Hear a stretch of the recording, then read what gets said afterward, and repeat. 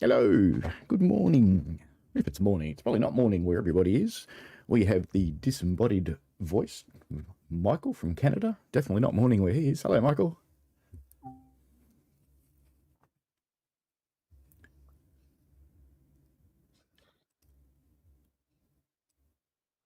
Does this mean audio's not going out? No, it is. Hello. There he is.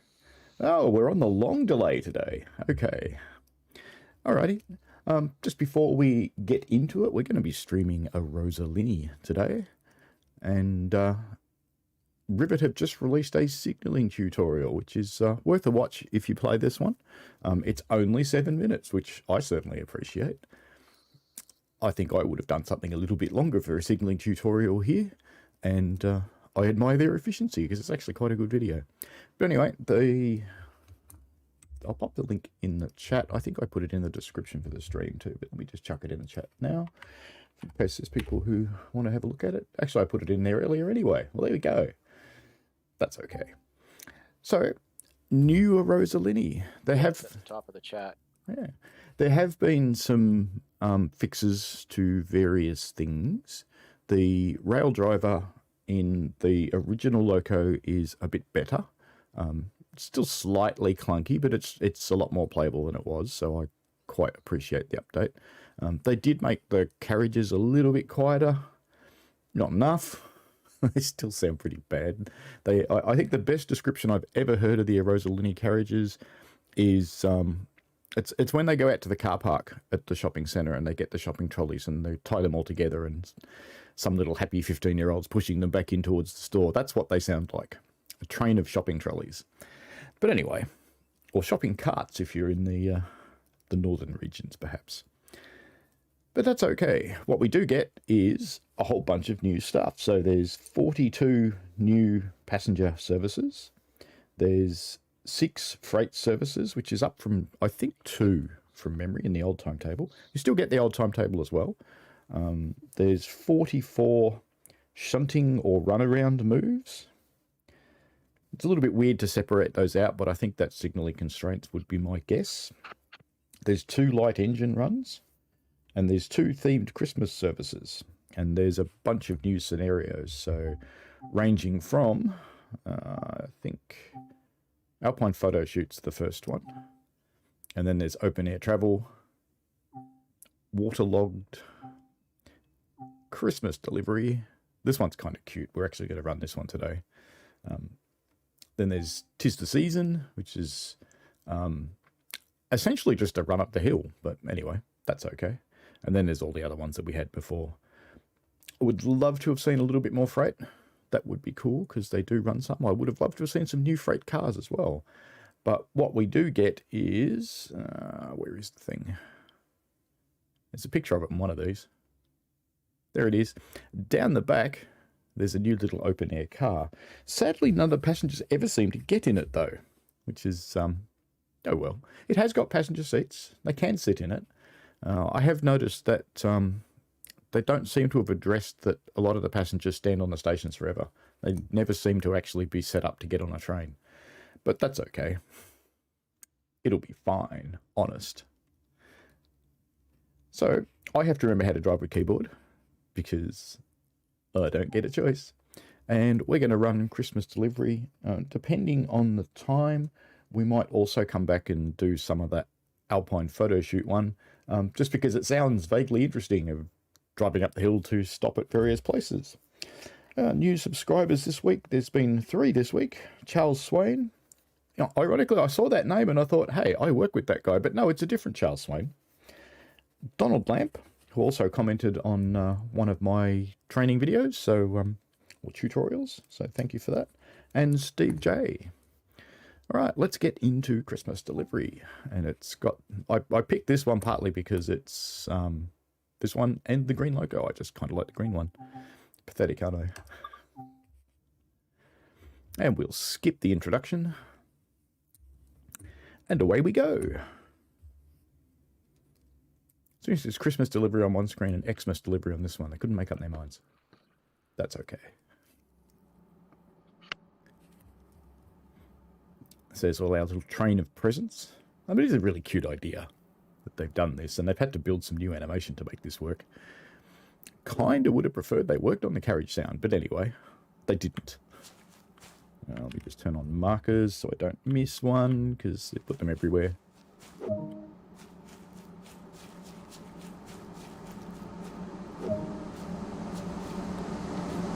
Here we are at the world's noisiest train. So this is the 100 years for Chur to Centus, which is one of the other lines.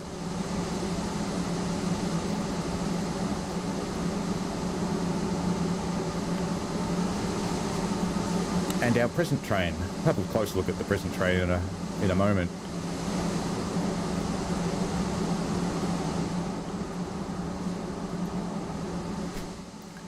Actually, there's one thing I didn't check. I have noticed that some of the time, quite randomly, the handbrake is on in the rear cab. Oh, this one's not. Oops, I just walked my way through a door then, I think.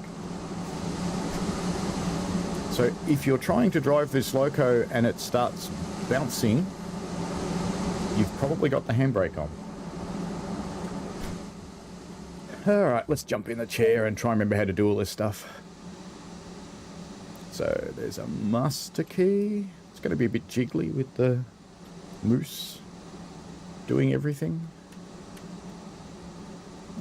Mirrors. I probably don't need train lights today, but that's okay. So we've got the fan.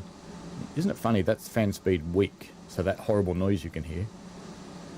And that looks like it's all ready to go. And there's their funny little safety system, but it always attacks me, so I won't turn it on. I just don't pay enough attention to it.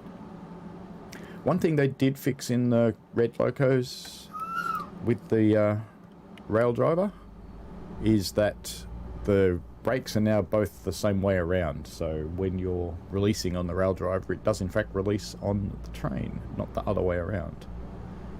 Which I'm very happy about, because I kept finding myself going into emergency all the time, because I'd just pull it back to the release position and pop the emergencies.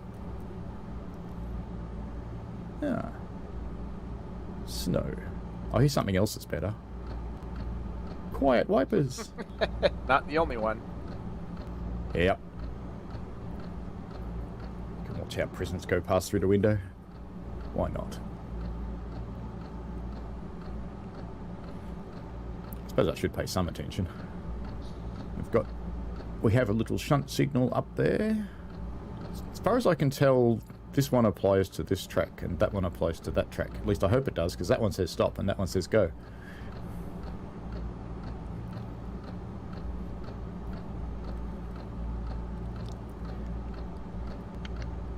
Welcome to the other viewers this morning, which hopefully aren't just my kids. Was last week. They both told me, "Oh, we watched your stream, Dad." It's like, yeah, great.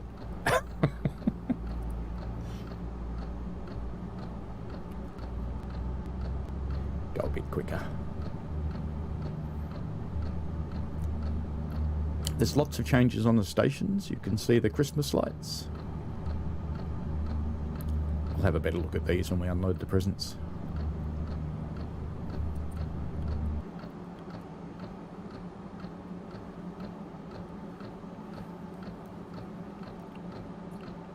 Aha, I remembered the button.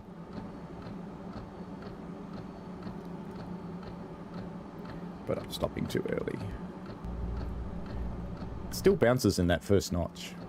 Like, a lot. That'll do.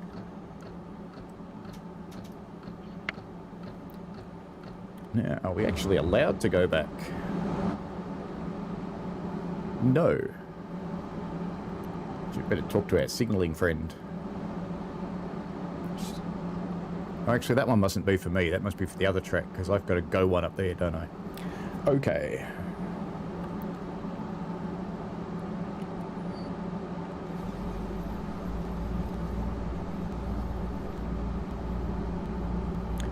Did the lake move before the update? I'm not sure. And I don't have a way to undo it and find out.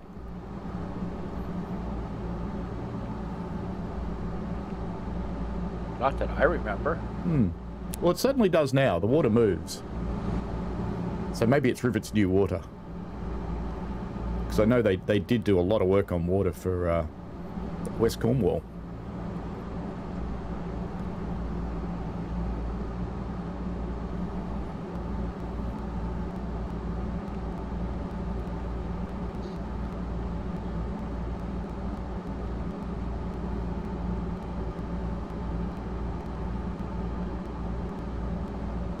This route does look kind of nice in the snow.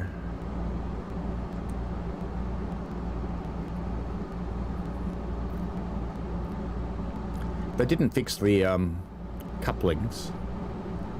Not sure about these flat cars, but on the passenger carriages they're not fixed. If you recall, they don't actually touch each other. We'll have a look at these when I couple. We'll see.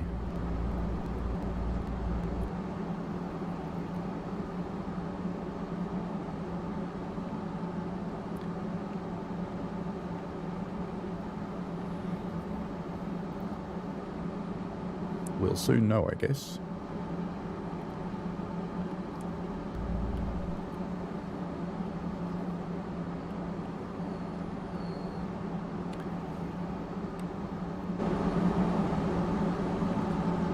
Let's go down here and we'll have a look.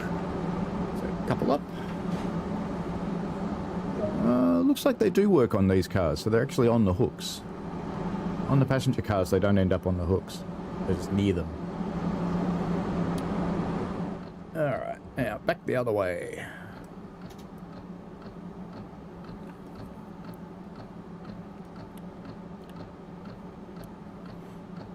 Looks like the other brakes have released. Looks like we have a signal. They're different now though. That one's almost unlit and this one's now vertical. Okay.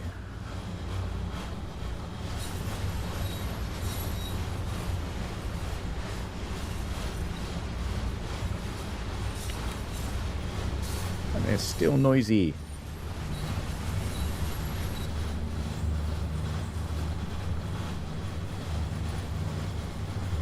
I'll just turn them down a little bit for me so I don't start yelling at you.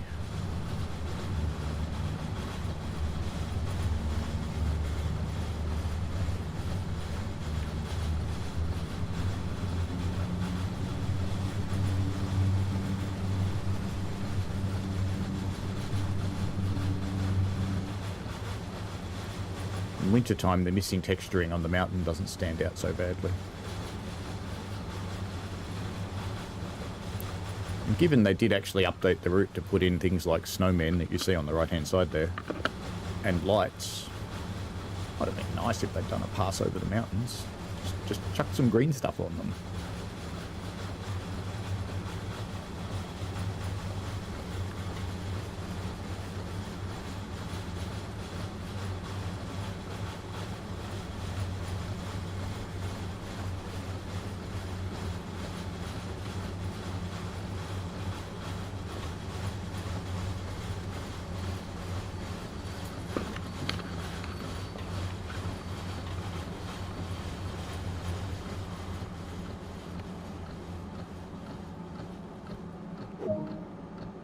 No, you're not going to let me move. Okay, better put some brakes on then.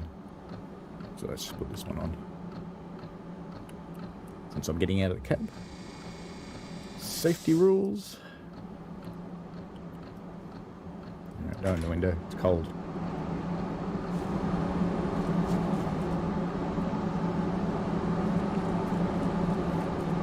So we have to unload some presents.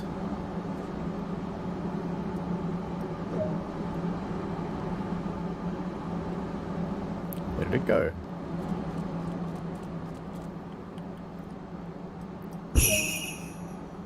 There it is. Now we've got a pile of presents on the ground. Now we unloaded 2, but we got 1, 2, 3, 4, 5, 6. And a little sleigh bell noise. So you needed a train, did you? You must be cold. It's kind of snowing. You! God. You two have the bodily abilities of a snake surviving in this cold.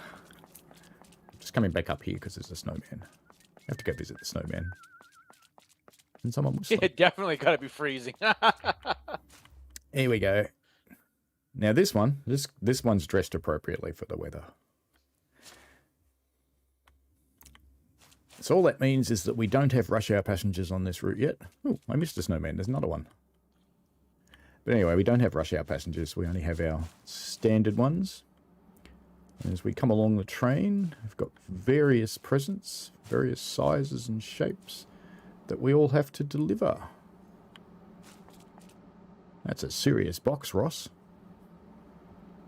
I wonder if it changes to... Oh, they're also Ross. Look at that. Lucky Ross. I don't wonder who Ross is. Another one. How about this one? Who's this one for? Michelle. There you go. Ross and Michelle. And Kaya. Okay. But nearly everything's for Ross. Oh, there's an Alex.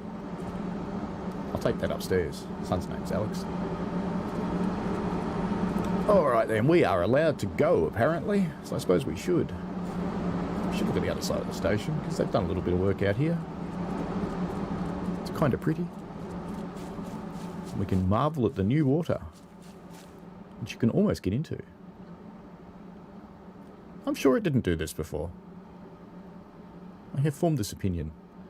They need to put their wave mechanic thing around the edges there. But the station looks nice with all its lights. And there's snow globes, which I've probably collected. I'm certain it didn't do it either. Oh, I haven't collected this one. How about that? Then again, I reset the game so often because I'm weird that I often get to collect things again. If you ever want to do that, if you ever feel like collecting all the collectibles again, you can just delete your root save file. If anybody's curious as to know where that is, let me know and I'll do a tutorial on it. It's not hard at all. Alright, let's chuck this brake off. And forwards. Avalanche causing whistle. And off we go.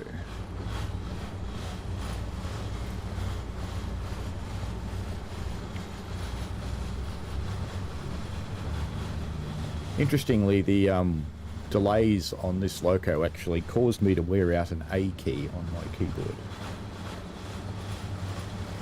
Now we're starting to come down the thing, so let's try and get our train under a little bit of control. Because it gets very steep very fast.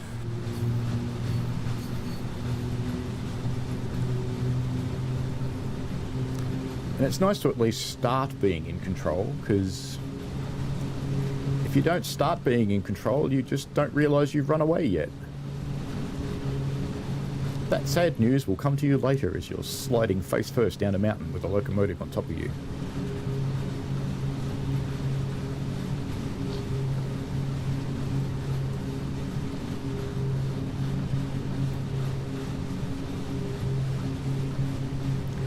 Let it go a little bit past today, we'll be here forever.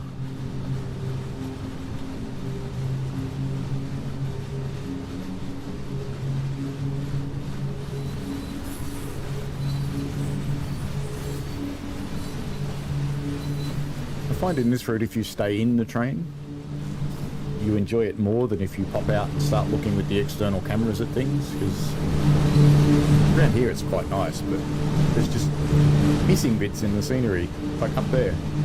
See the texturing up there? That's the default texturing for the route builder. It's kind of sad. But if you stay in here, in this view, can't see it, it's all good.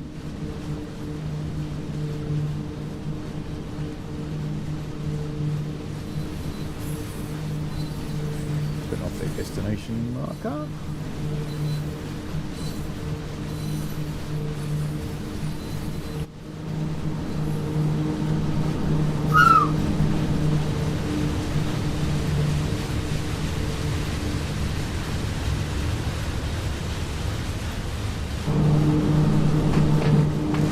Grass.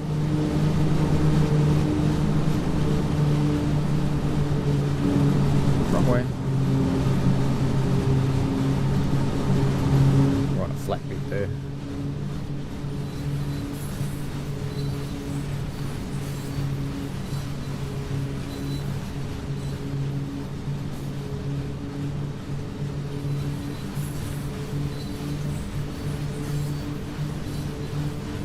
I had to look up my little cheat sheet to work out how to get rid of the points. 'Cause I could care less about points, to be honest.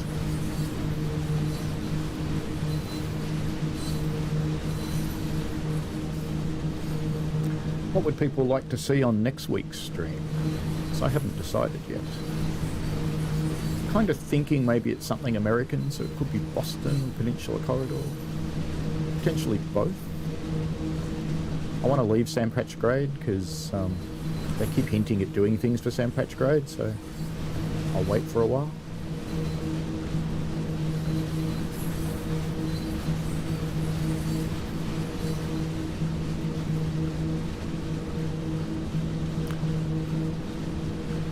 I know Donald wants me to do a tutorial for the CTC and 3 cab car and the FP40 for the safety systems. Could potentially do that live next week, I suppose, and people can laugh at me when I get it wrong.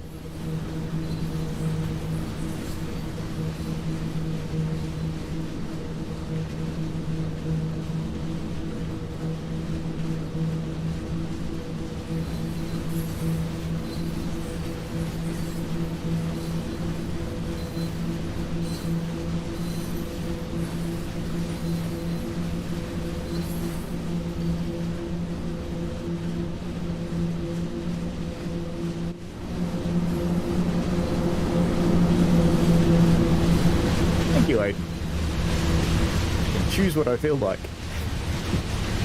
Happy to take suggestions. Yep, back in the grass. Get out of the grass.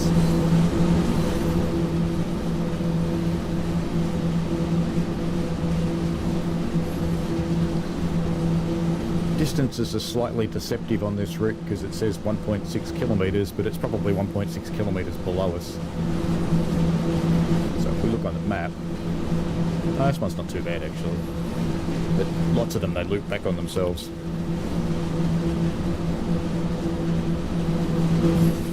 Looks like we'll be crossing a train at the next one too.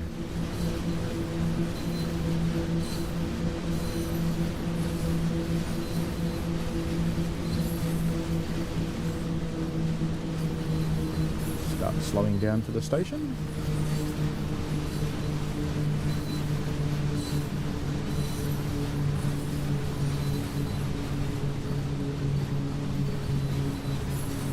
And there it is, another train.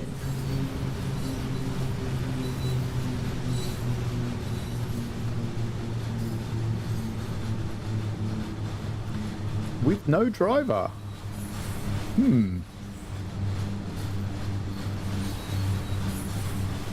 What if he's in the back? Is it that old bug?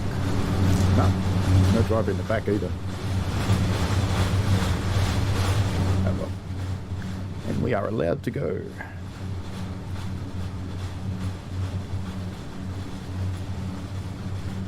So in Arosa, this is a stop board. If the signal says stop, this is where you stop. And this tells me that the left-hand track is at stop. The right-hand track is at proceed with the green.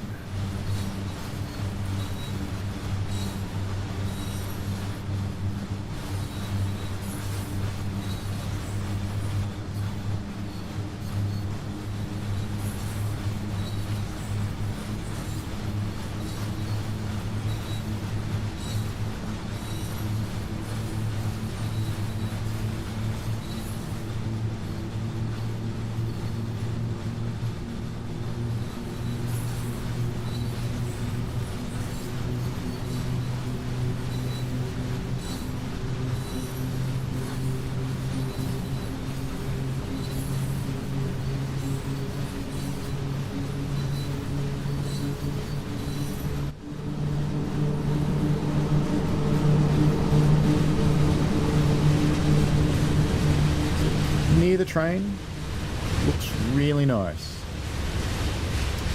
Up there, sad face. Oh, that's okay.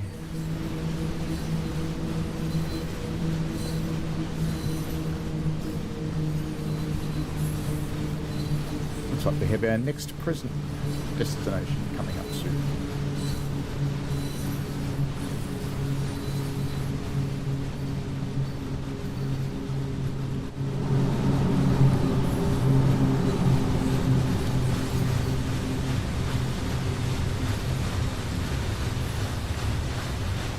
It is interesting on Arosa because the snow weighs you down if you're hovering in the air on the 8 camera. It's kind of funny. Gradually pushes you onto the ground. I can't say I've ever noticed it does it on the other routes, but maybe it does. Couldn't imagine that was a route-based thing.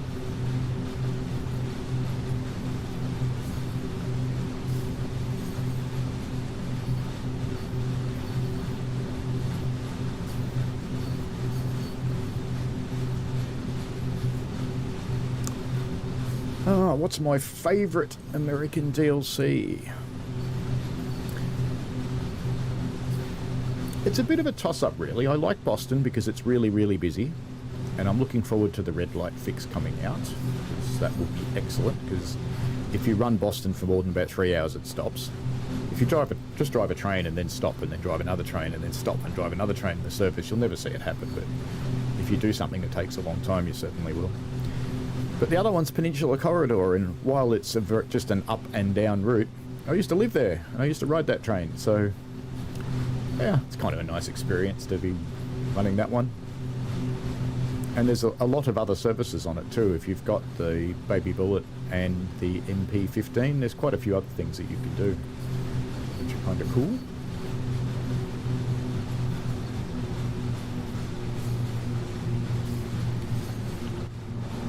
Just down here is one of the other changes that you see pop up everywhere. They've got Christmas trees.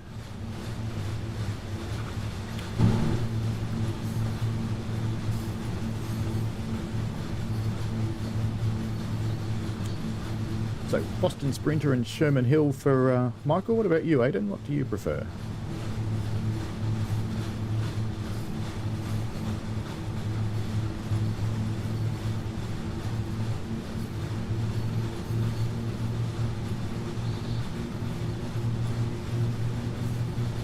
I like the look of Glitchfield. Too much of it's running in the dark though, which kind of ruins it. And it is so dark on Glitchfield. I know in reality they ran at night time, but hey, run it during the day so we can see stuff would be nice.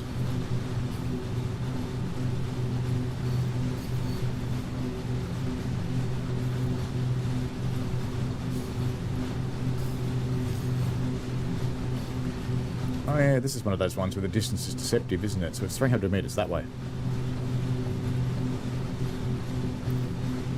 Right now we're going away from it.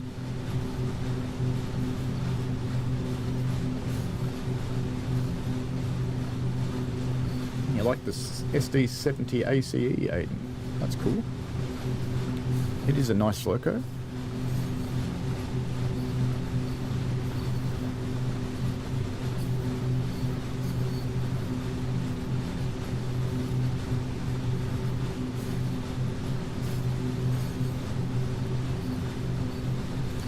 Quite a powerful beast.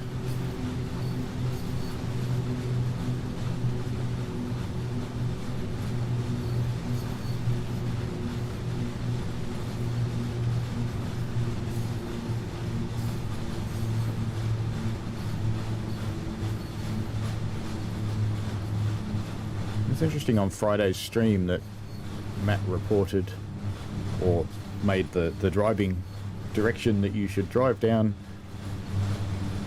using the air brake and some electric brake, but the RHB driver's manual very clearly states that you should be using the electric brake at all times and avoid the vacuum brake until you actually have to stop. And I understand that, because if you went on a really long run downhill and you had your brakes applied the whole time, your cast iron brake blocks will melt. That would be a little bit sucky.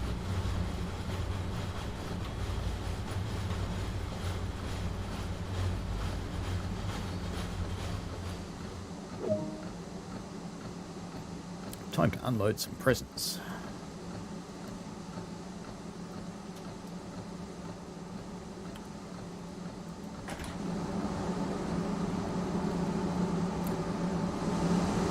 Aren't you cold?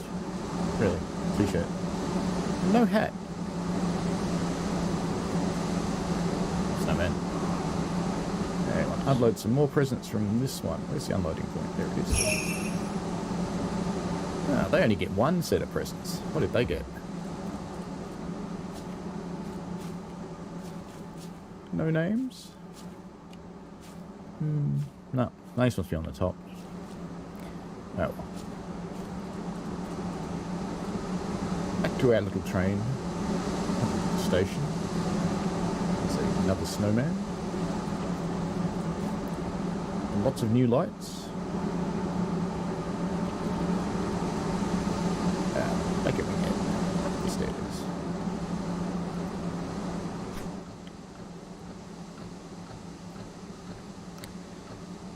Forwards. Actually, I have to think about that. We can release that one, and we can release this one.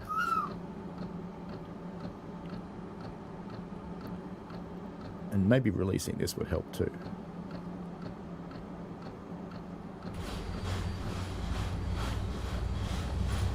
Don't have to power much though, it'll very quickly go back downhill.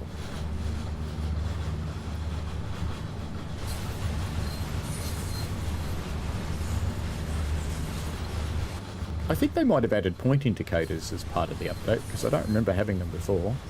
That's a limit of shunt sign. And I like the tensioning stuff. That was there before the update, but this is one of the only routes that's got it. All the other overhead routes just go, our wires stay tight by themselves. They don't need tensioning.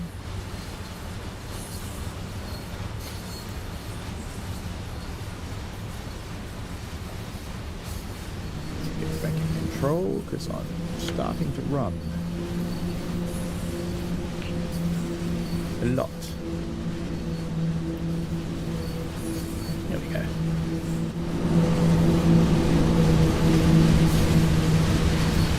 What's your favourite loco of the lot, Michael?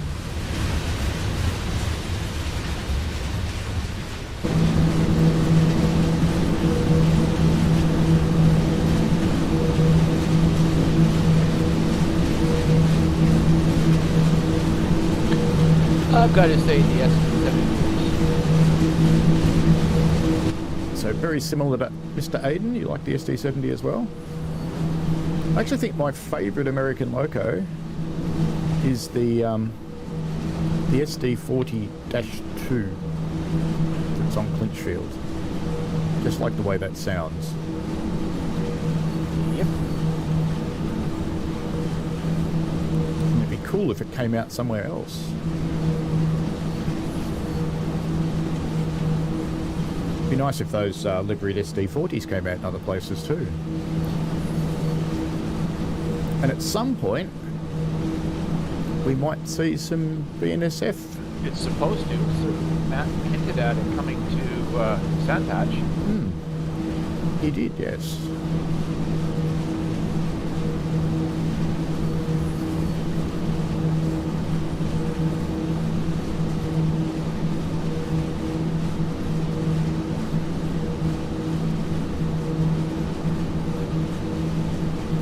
I do wonder if Matt's train braking advice is simply because not doing it his way gets a little bit monotonous. Maybe that's why he does it that way. It's kind of like cruise control.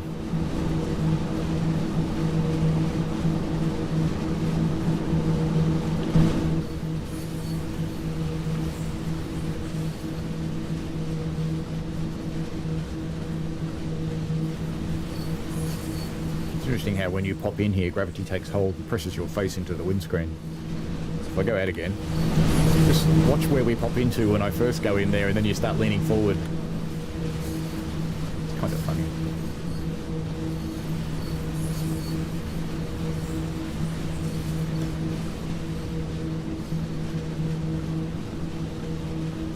Yeah, we're coming up on the pretty bridge.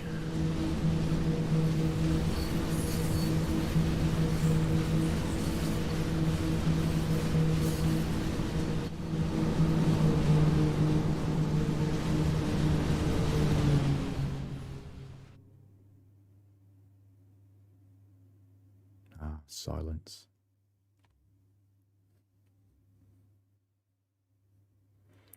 It's interesting, isn't it, what goes through the minds of designers of things. They have this really nice structure. And there's beautiful mountain scenery. They put power lines through the middle of it. Oh well.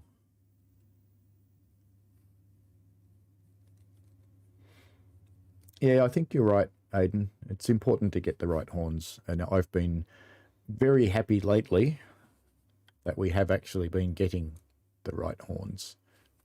Or at least good horns. They might not be the right horns, but they're good horns lately. And it would be nice if they go back in time a little bit and fix the other ones. I did put a little bit more braking on because you meant to slow down for this bridge. That does give you an idea of just how steep it is, doesn't it?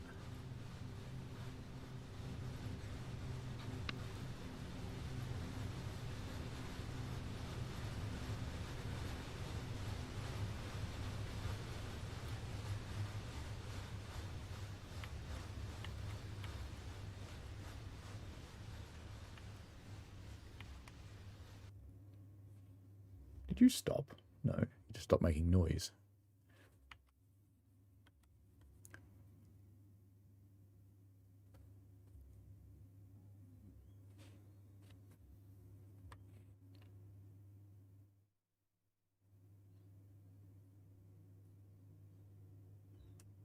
So they got the pretty bit right.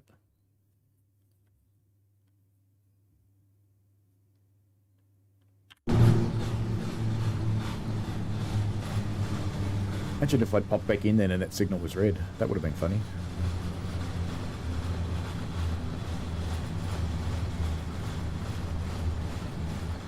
I think I slowed down a bit early.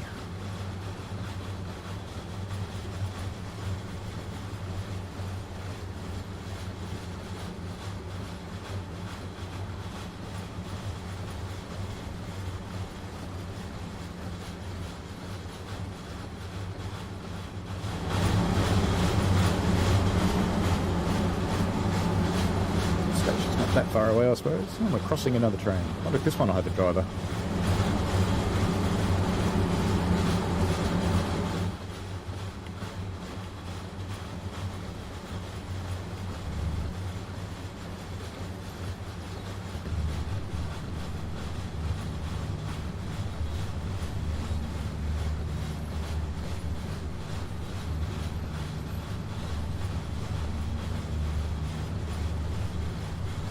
What did you guys think of the horns on Sherman Hill?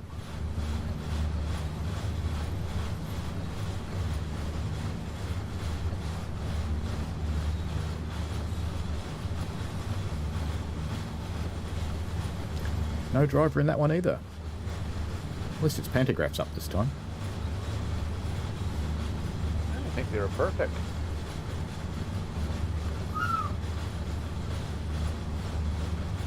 The lights aren't on either. Oh well. Could be a transfer train, I suppose, couldn't it?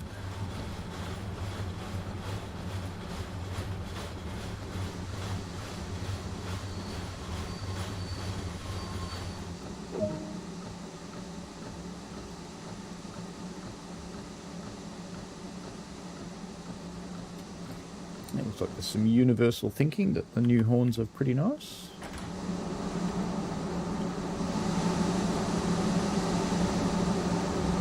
I just landed on that step. What are the odds of that happening?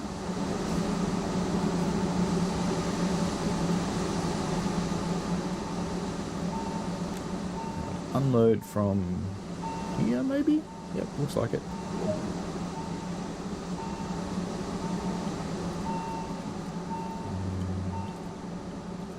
Yeah. Oh, we got to see the animation that time. This one's for Alex. Lucky Ross. Kaya and Michelle. Got a few left.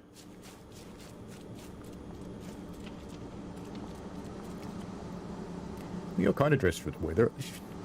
Got a bit of a jacket on. It's a good start. There's more over there. And another snowman, of course. Whoop. And come here, you. Gotcha. allowed to go. Steps, thank you.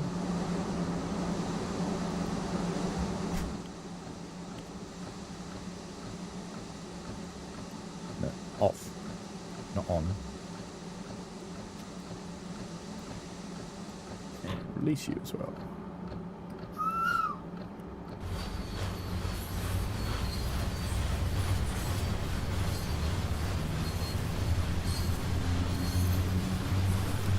I keep, when I'm playing this one, I have to remember to stop at the checkerboards. Wherever it is. There. You have to stop at these things, not up at the actual signal.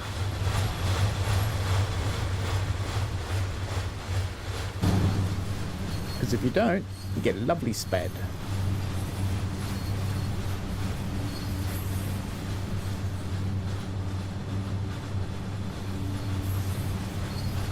Yeah, I saw that you subscribed, I think, last week, Aidan. And I'm glad you enjoy the show. It's cool. Oops, I'm going the wrong way. That would have ended badly. I know from experience you can get down here at about 65 kilometres an hour, but it's a bit hairy. I was doing that when it first came out, just to see how fast you could go before it derailed.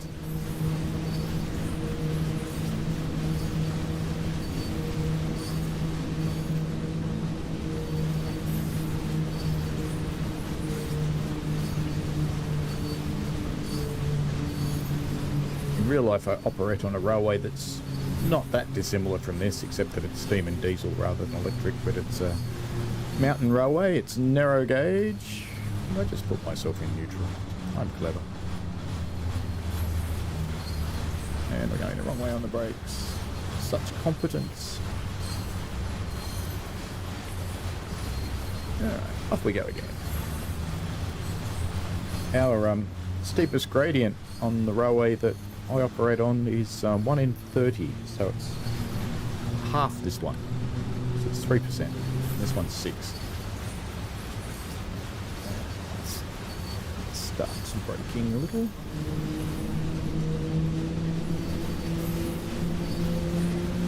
See, if I let it get up this fast, you can sort of feel that it's starting to get a bit hairy.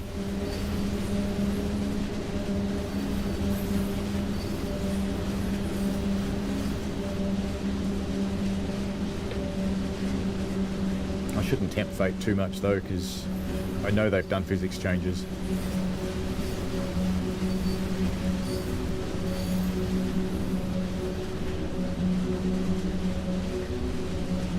The loco physics is definitely better. It doesn't feel quite as much like a rabbit now.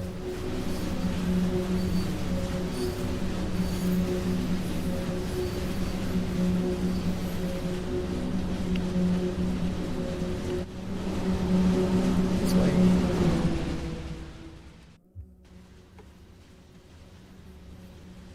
I'm just a sucker for bridges.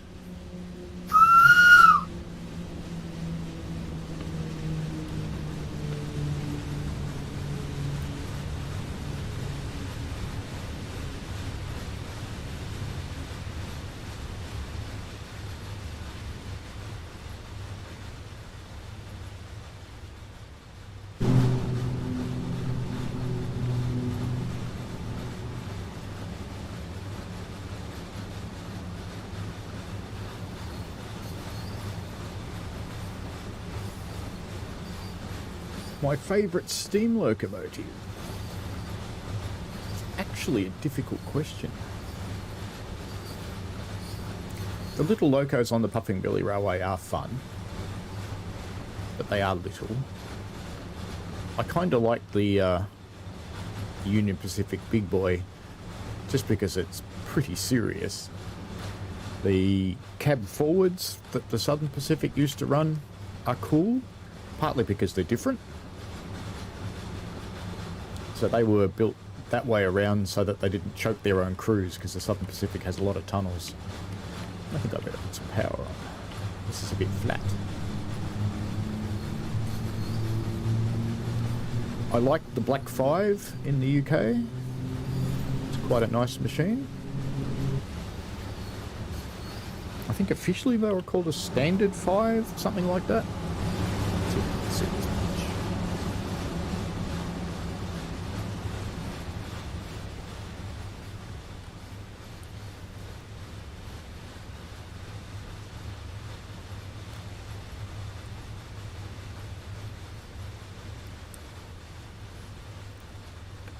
I also like unusual locomotives, so Climax are very cool.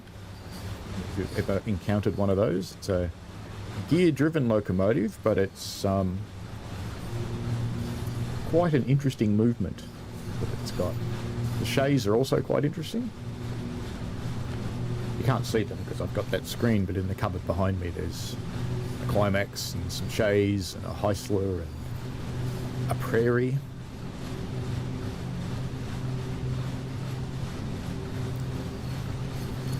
I did have a model railway at our previous house. It's a ON30 logging railroad. And I haven't really got anywhere to build it at this house. There's a grand plan one day that I'll segment part of the garage and use that. But there's a downside to my building the railway, because every time I do it, within 2 years, my wife wants to move house. I think it's just her way of saying, don't bother building a railway, because we'll be moving.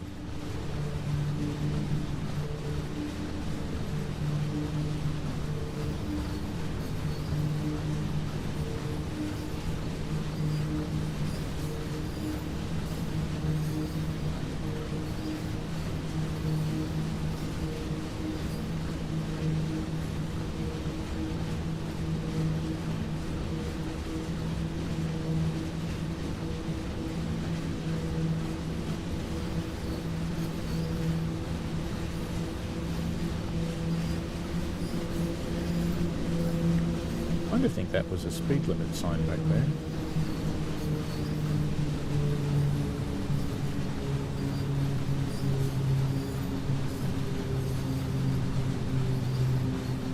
I wouldn't mind seeing the big boy in person one day, but I think travel to the US is probably not really on the cards currently, both because of COVID and because of finances.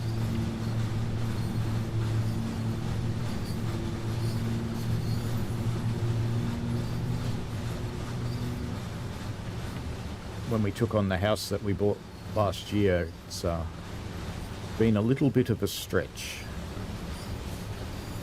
It was pretty much right on the limits of what we could afford.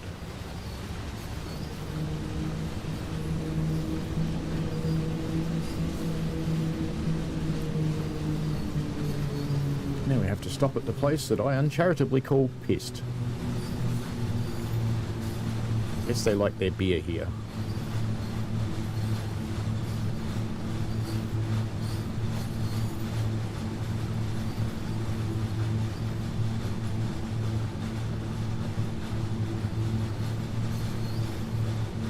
Yeah, I imagine it would be very cool to see in person. Probably just feel it too. Even when it's not moving, I think it would be fairly imposing, because it is simply so big.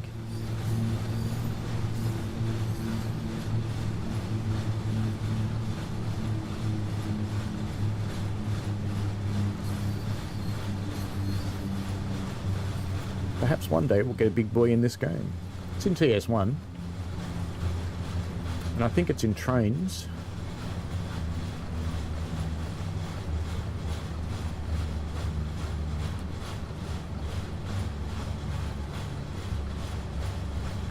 It's going to be the big challenge with Steam when they bring it into Train Sim World. Because sound is going to be so vital to making Steam work. Give me some power. Because you don't have the smell and the vibration, the sound's going to have to be perfect.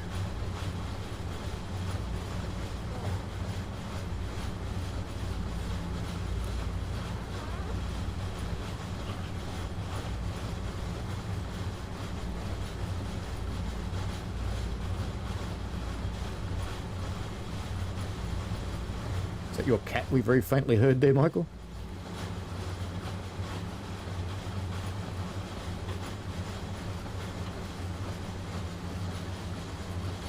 Hello, Charles. Now there's an idea. No, it was my chair rubbing up against the desk. You have to unload some more presents. Charles has just mentioned that 1309 is under steam in Cumberland next to Sandpatch. Now there's an opportunity for the game.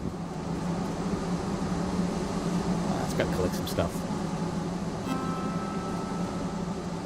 I do have to say resetting the game all the time does add a bit more fun because you get to collect things again. If you've never done it. Am I getting further away from the unloading point? I am. Must be this carriage. Ah, there's one left. Is that all I get? Just one? Where did it even go? Ah, over there. Oh, I'm stuck. Long sleeves, long sleeves. Mr. Superhero. More long sleeves. And another cold person. Oh well. And funnily enough, they don't get on freight trains. This is one of the nice valleys. They did this one fairly well. If you're driving one of the services when the sun comes up in this valley, it's quite pretty.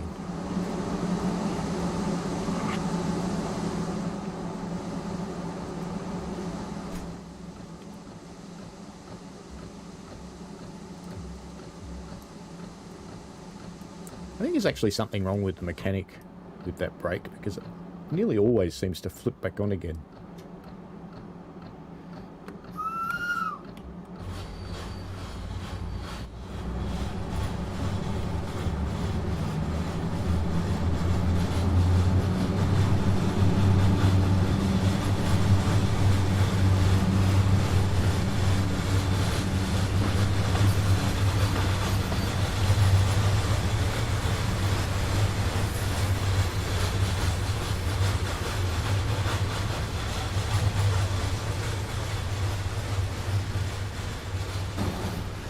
Am I right in thinking that Sandpatch and the new one that Skyhook, I think, are working on aren't actually that far apart physically?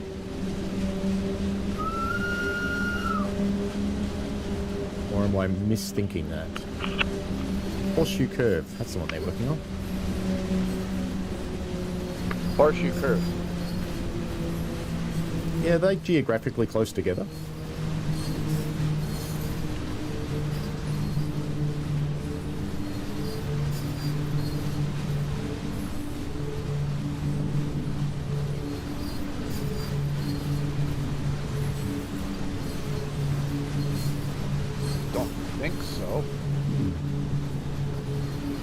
Maybe it's one of the other ones that's relatively close to Sandpatch.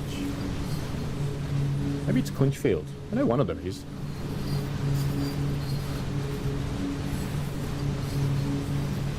What I'd love to see in the game is Saluda Grade.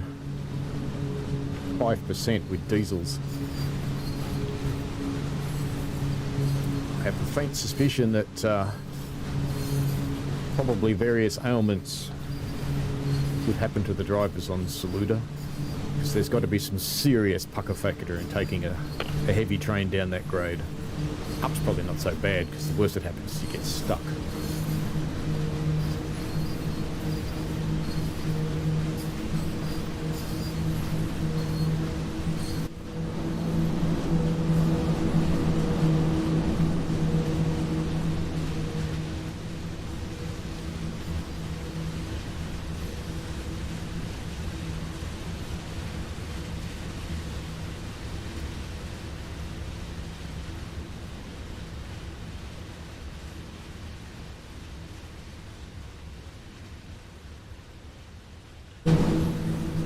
Actually, they are.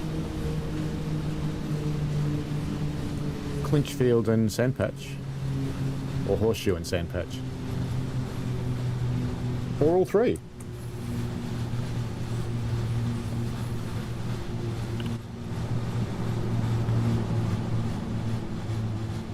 No, sand patch and horseshoe bird. Ah, cool.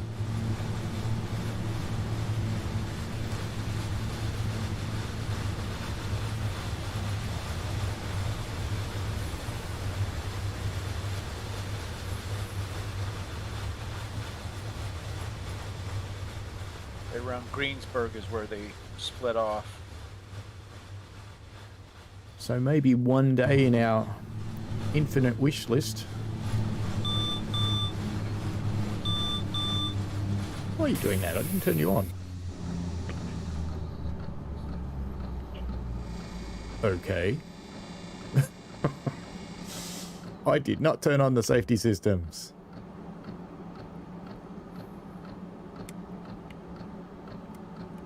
Oh. Now we get to wait for a minute, aren't we? And I probably have to put this in full service or something like that just to make it reset. Because I can't actually remember how to reset this one.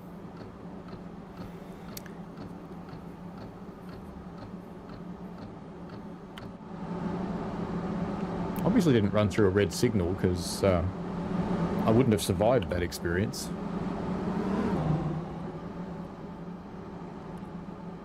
There is a repeating signal there, but that's just repeating the one that's up here. It doesn't actually apply. That's just telling me that the one down here is at stop. Oh well. Can't collect things with the 8 key, can we? We can explore while we're waiting, hoping it's resetting.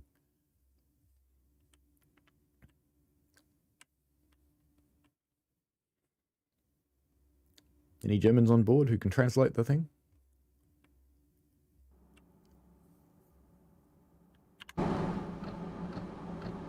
Let's see if it releases the brakes. Nah.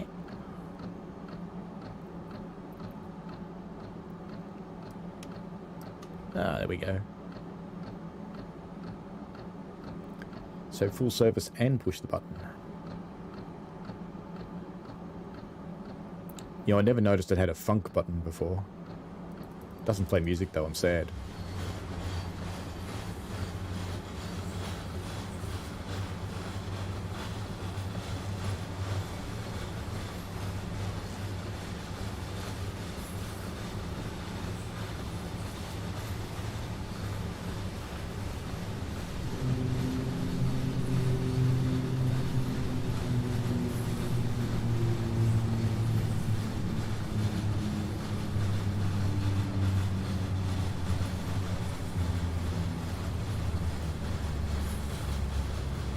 So what's your best guess for what Steam we'll see in game? And will it be in 2022 or is it further away?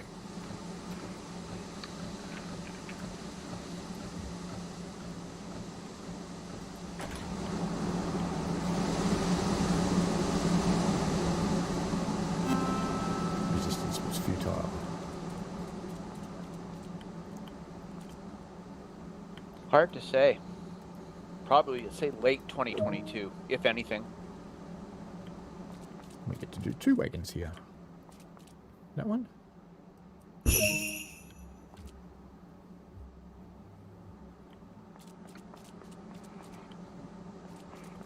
I remember correctly there's an ibis hidden around here somewhere? There it is. Ibex, sorry. Not an ibis. An ibis is quite a different thing. An ibis is a white bird with a very long curved beak. And in Australia we call them bin chickens. So Ross is having his lucky day again. Kay is getting another lucky one. Another Michelle.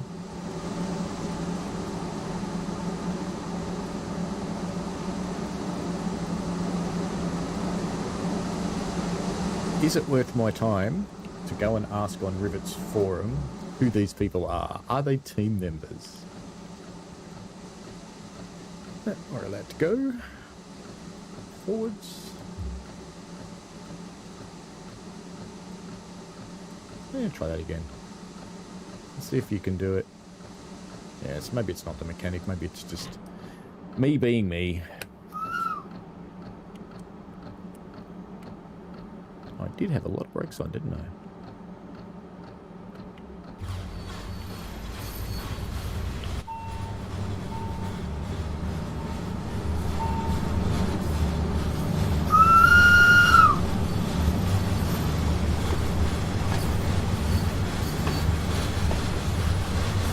If you had that whistle on an American freight loco, everybody just laugh at you.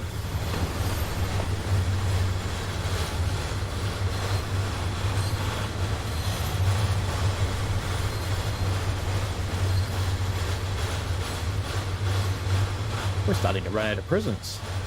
Not much left.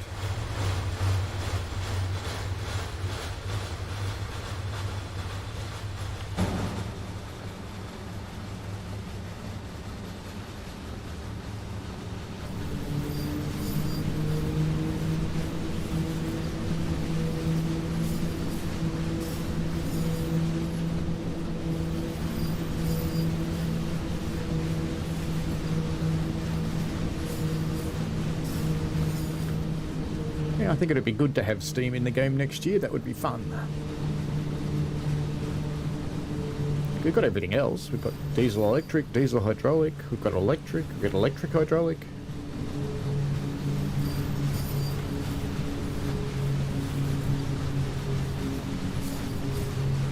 We need some steam. Norfolk Western 2882. That sounds pretty big. Is that an articulated locomotive? I guess it would have to be with 2 sets of 8.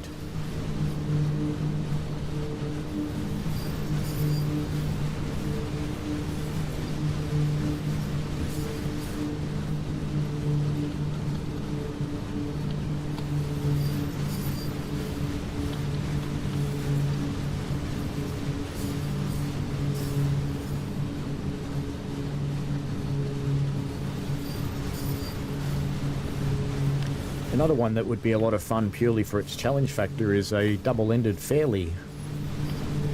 There weren't a lot of those in existence, so I really doubt we'd ever see one in the game because it's... Yeah, that's a pretty big beast. It would be a lot of investment to put a fairly in the game, given I think there were only about 100 of them made, if that. But they had 2 boilers. So, one facing in each direction with a dual cab in the middle, with the driver on one side and the fireman on the other side, and the fireman had 2 fireboxes to deal with. That is one thing I hope they do with Steam that would be really cool, is that you, as player, can be the driver or the fireman. So driver with an auto fireman or a fireman with an auto driver. And then once you get used to it, you could probably get away with doing both. But it's a demanding thing.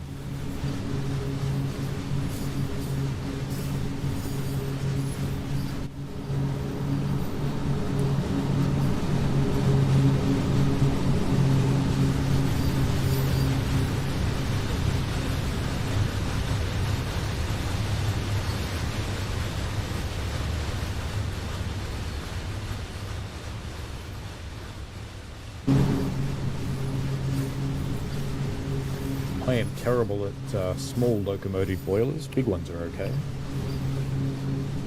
Let me just find you the boiler that I operate sometimes.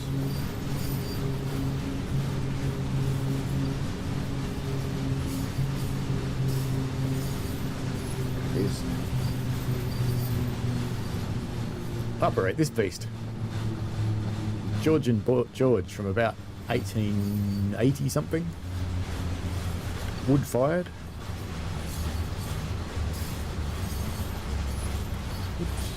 Not more braking, less braking. Power. More power.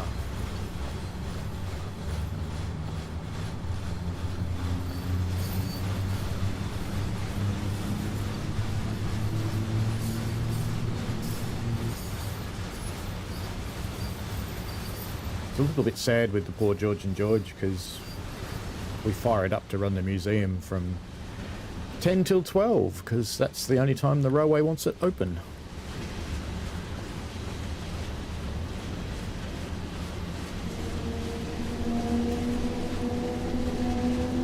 Yeah, whoops, look at my speed. Actually, don't look at my speed. Don't worry about it. Nothing to see here. Yeah, it wouldn't surprise me if we got the Hogwarts Express, because it's an opportunity for the people who own Hogwarts to make even more money. I'm sure they'd love it. But it would bring in a whole new generation of player. You're definitely right there.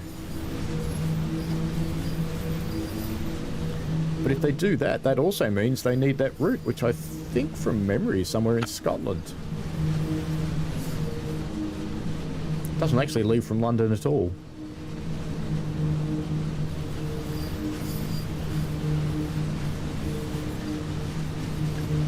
And while I'd love to see any logging loco in the game, not even that fussy which one it is, but any of them,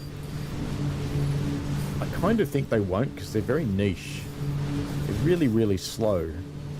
The top speed of a 3-truck shay is 8 miles an hour.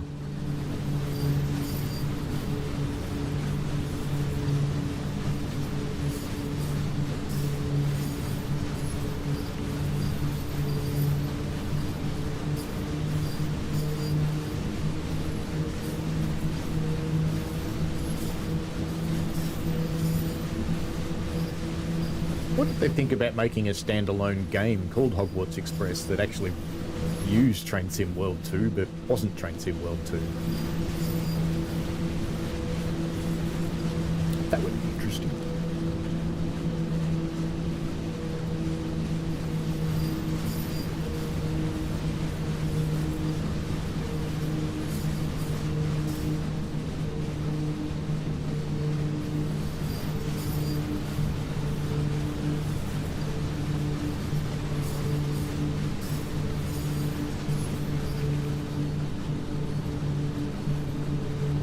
In my trips to the US, I've ridden Big Trees, which has got a Heisler that's running and a Shay that's in pieces.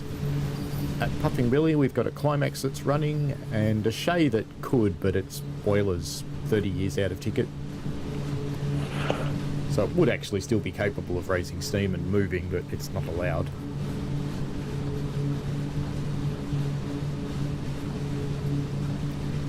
Oddly enough, there are no Australian Shays surviving. Ours came from the Alishan Railway in Taiwan, where they're still used. We'll joke that it's the Taiwanese import. Kind of like a Taiwanese car. So we don't make them in Australia anymore either. Import everything.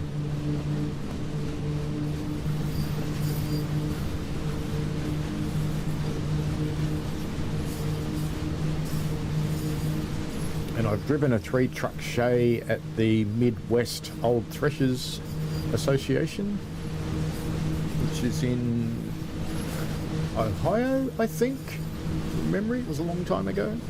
That was fun.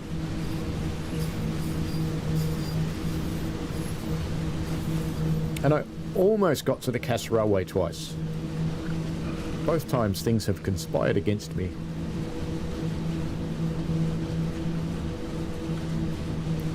Let's see if this one stops me again. Since it's telling me the next signal's at stop.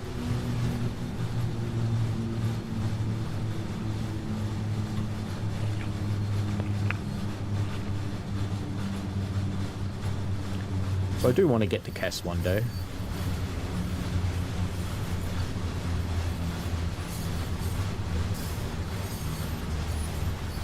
Oops. Oops. That would have been bad.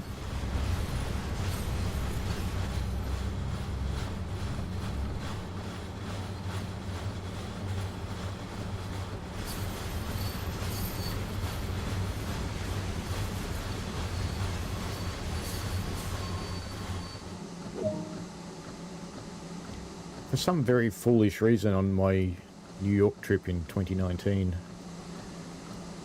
I thought it would be easy to get down to Cass. So I didn't really do a lot of research before I left because I thought I can just jump on an Amtrak train and go to Washington and then I can get to the railway from there. Well, no, it turned out to be not quite that easy. It just didn't occur to me. I only get one set of presents too. It just didn't occur to me exactly how long it would take to actually get down to Washington.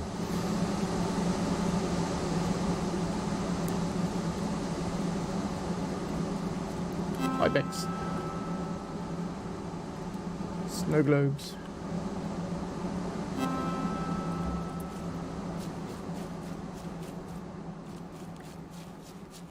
And then I would have had to rent a car, and it just didn't really fit in my schedule, so I was sad. It is a fairly nice sort of tableau, isn't it? Even with these freezing people. Cold. Less cold. Same. Relatively well dressed. That's probably okay. Could be a nice fleecy hoodie. Suit man. It's one of the men in black. With your glasses and a little flashy thingy.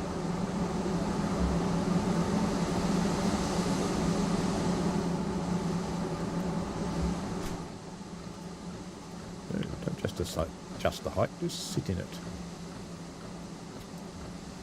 Now, this run's not that far from being over, really.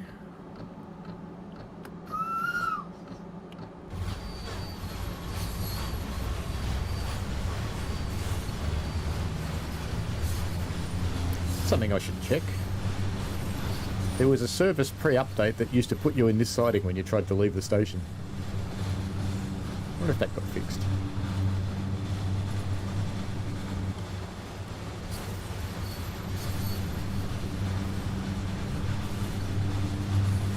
Down we go.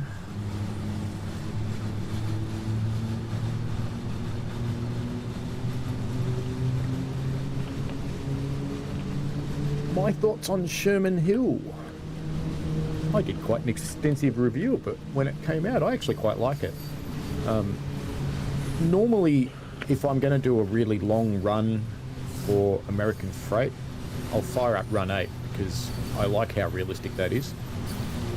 I don't generally use TSW for really long runs, but they divided up the runs on Sherman Hill into quite a few short ones. So you can choose to do an end-to-end if you want to and spend the 3 hours if you really want to do that.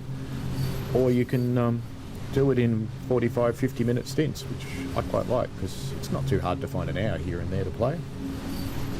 It's a little more difficult to find 3 hours without someone wanting something.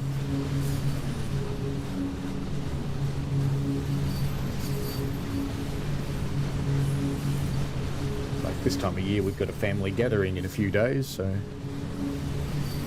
I did a heap of work in the front yard yesterday, and I've got to do a heap of work in the backyard today to make sure it's all presentable.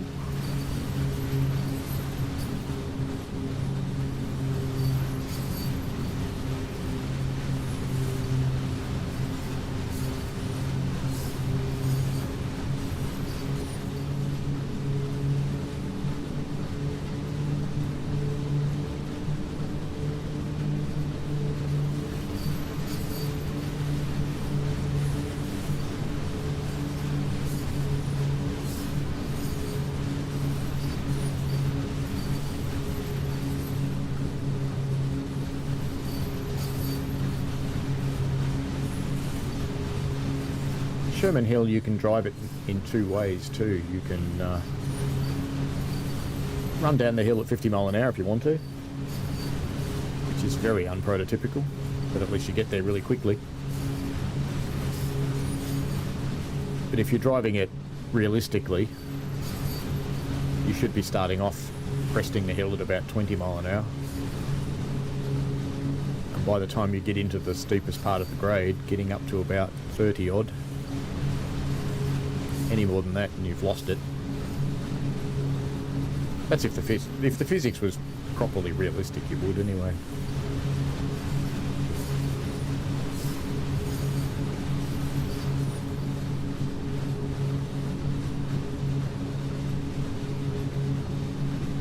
Where are we on the map? Yeah, most of the way down.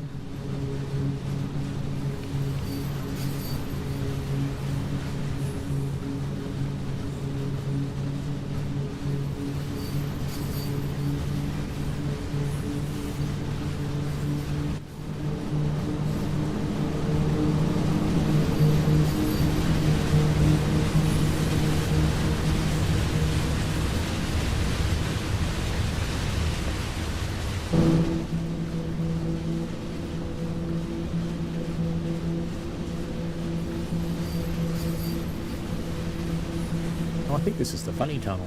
If I pop out into 3 cam, yep, I can get out.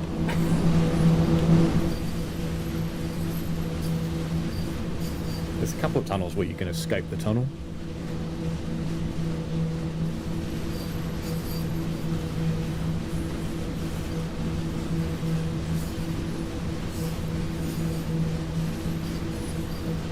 I think having a steam loco would add a whole new dimension to Sherman Hill.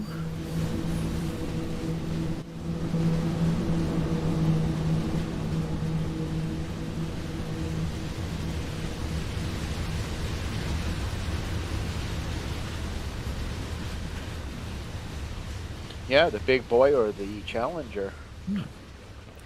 Indeed. Because you'd have to learn that infinite skill of using the reverser to keep your train under control. Which I'm not sure if Americans follow that practice, but what I'm talking about is once you're actually moving and you want to start retarding the train, you can actually put the steam engine into reverse. And you use the steam pressure to maintain your speed on a descent. But I don't know if Americans actually do that.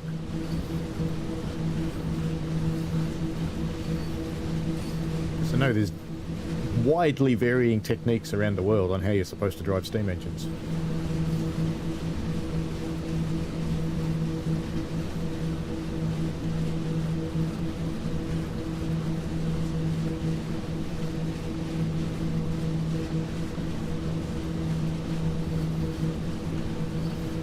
You know, with our little locomotives in the museum, they don't have brakes at all, so you've got no choice. You have to use the reverser. Looks like we're going to cross another train down here.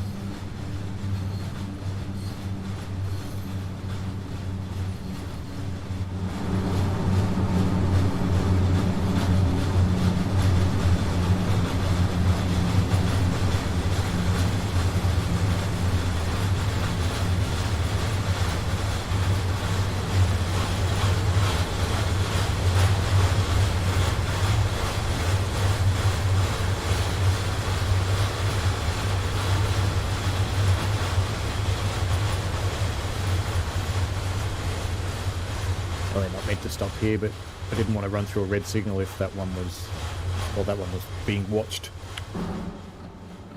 And it wasn't anyway, so it's all good.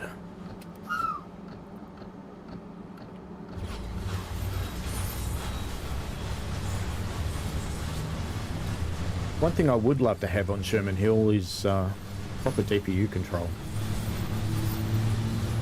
That would be nice on Sherman and Sandpatch. Doesn't apply to Clinchfield because it's too early. Clinchfield. They didn't have locos with DPU.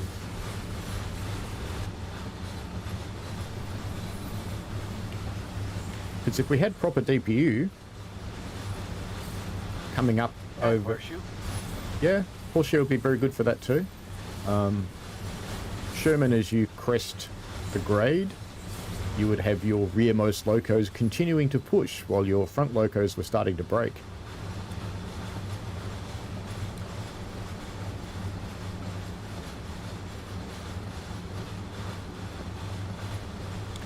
Because you need to do that, because in reality, if you don't do that on a train as long as they are in the game, although the 100-car trains aren't really as long as real ones, still pretty good for the game,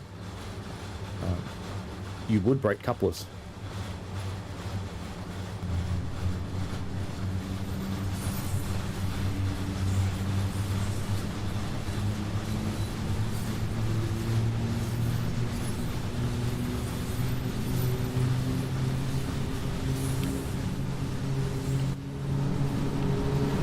I wonder if that was a former railway bridge here. I guess it probably was.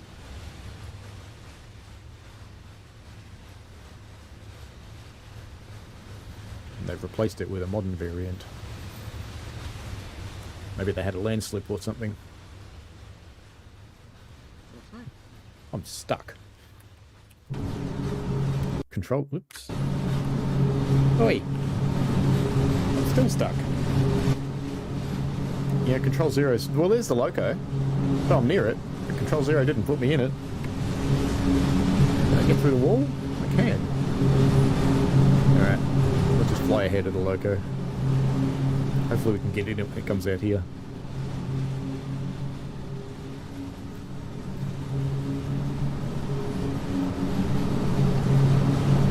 There you are. Yeah. Yay!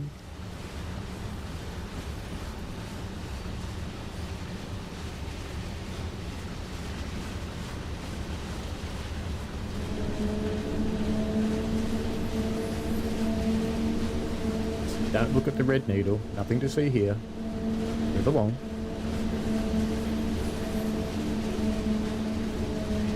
No, officer, I wasn't speeding. I've got no idea what you were talking about.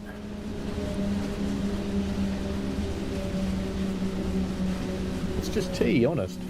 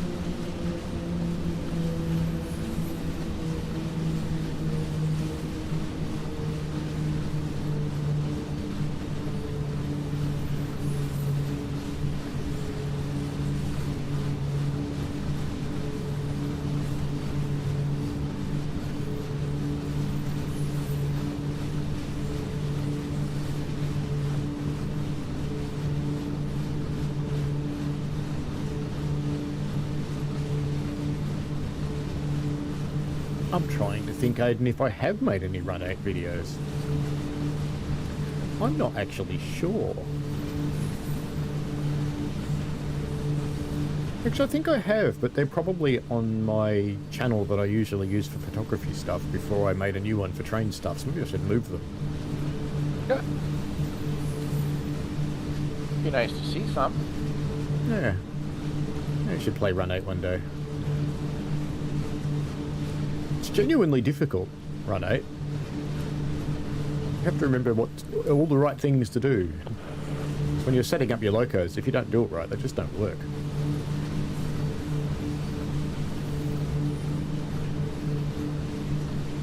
It's got good rail driver support though.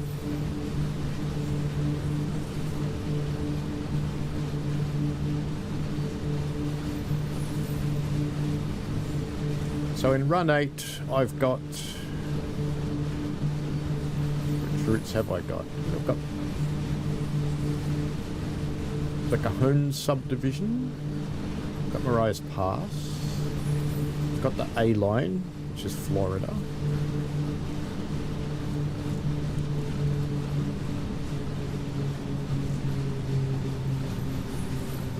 trying to remember if I ever bought Selkirk or not.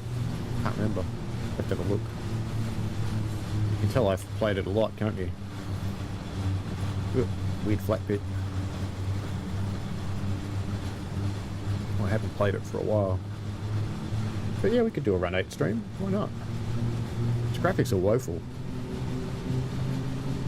But its reality's good.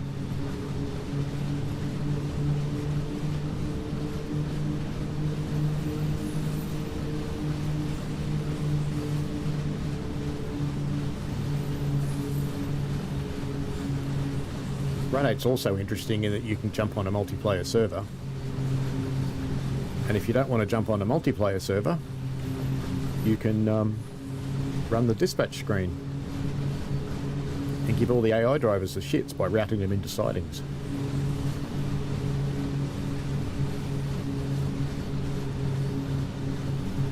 We can do trains multiplayer too.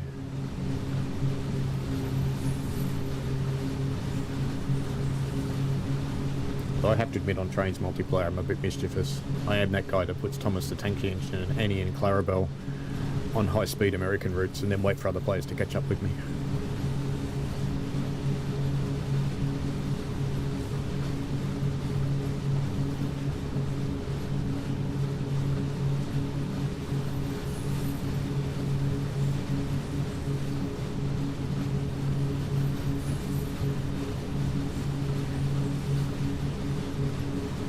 We're almost in the street running part.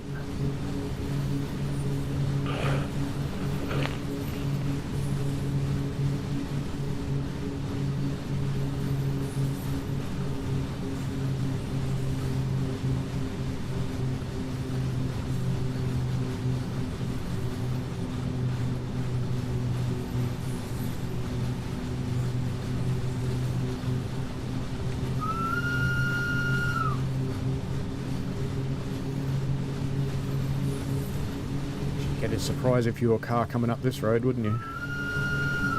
Just there. Ah, train!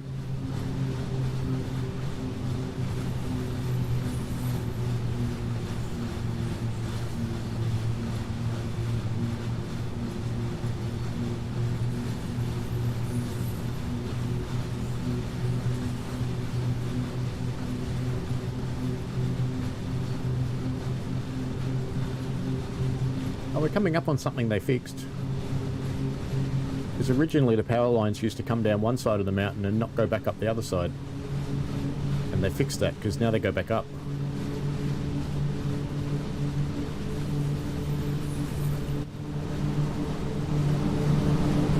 Come down there, go up there. I think before they just came down this side and stopped.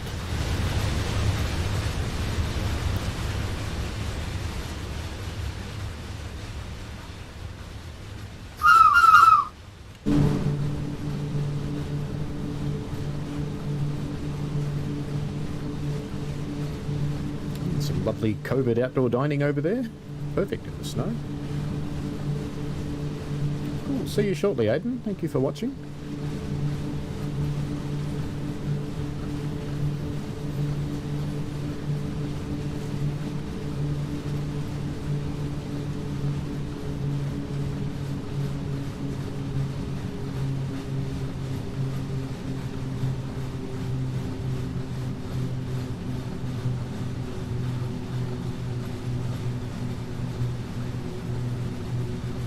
Some more Christmas lights on the depot up here.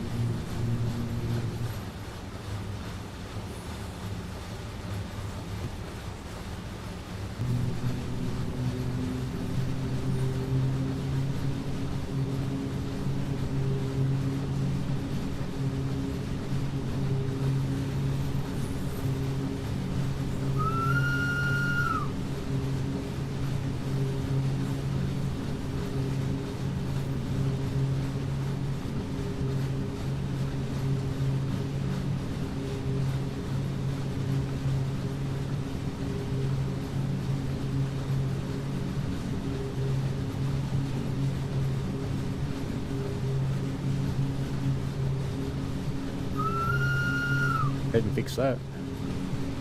The car signals stay off.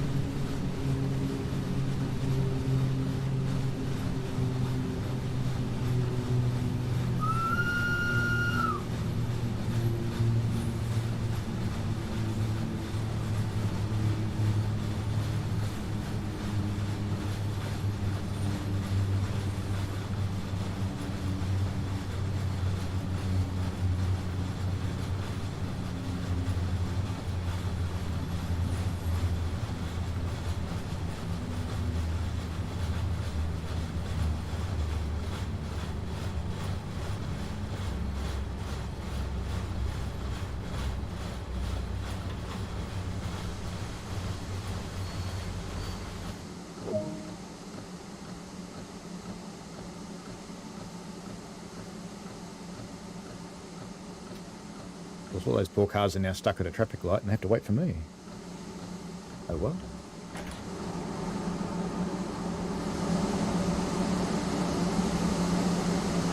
Hi, Bex. And a nice icy puddle. It should be a map. I think you'd fix whatever gathers the water under the seats, wouldn't you? Snug up. No more up this end.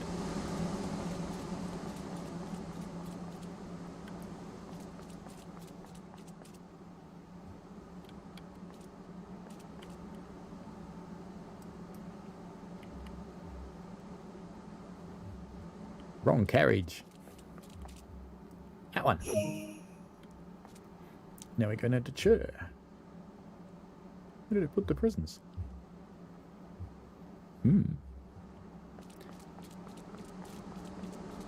Oh, there they are. Down there, the loco.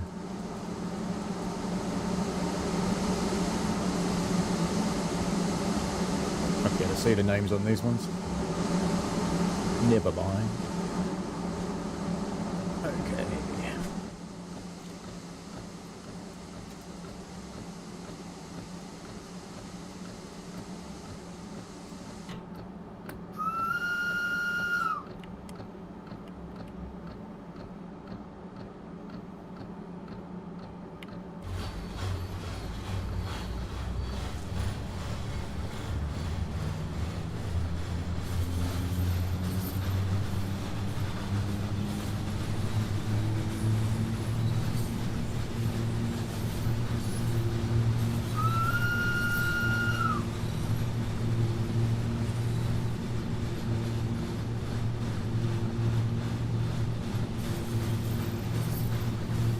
Would get out there and put that map up, but whatever.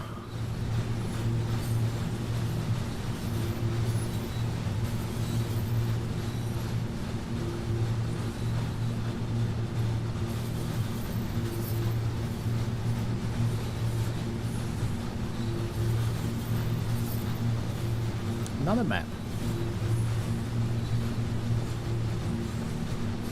So they just want you to walk around town at some point and do all the things.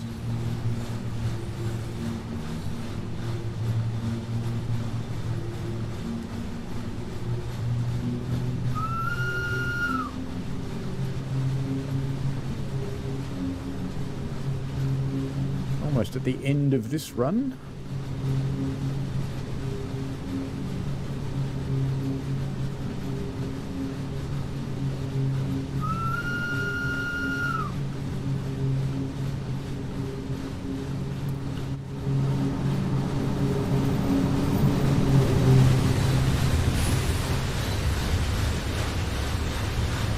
Floating, isn't he? Oh well.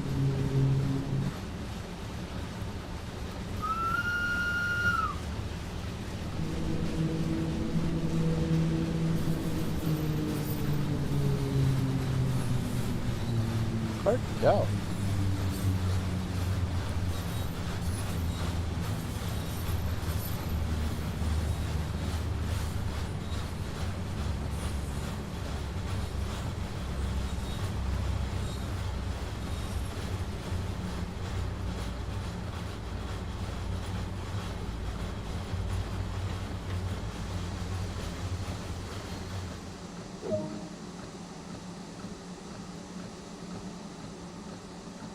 I think I somehow fluked that to be a good stop.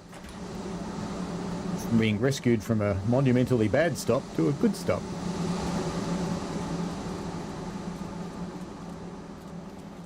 Distracted by snow globes. I think there's an ibex here somewhere too in the tables. Memory? Maybe not. Perhaps not. Will it make me unload from the platform side? That's the question. No, but where did they go? No sound effect. No graphics. Sad now, they just disappeared.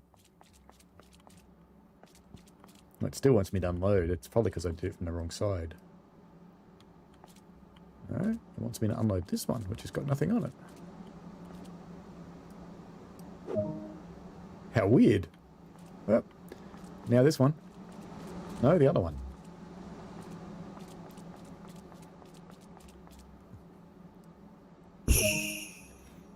Well, I confused the scenario, didn't I?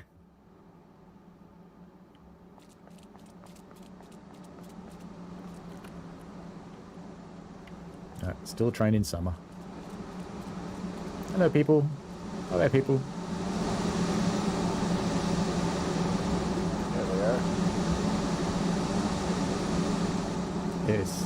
I think that was one of those things where I just didn't do what I was told. And fortunately, it was recoverable. Why am I zoomed in?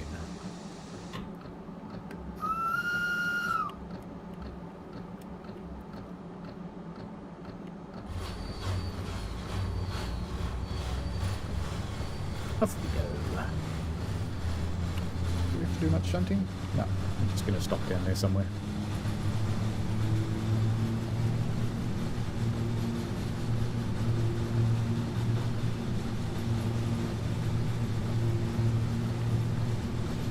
Oop, wrong way. Wrong way.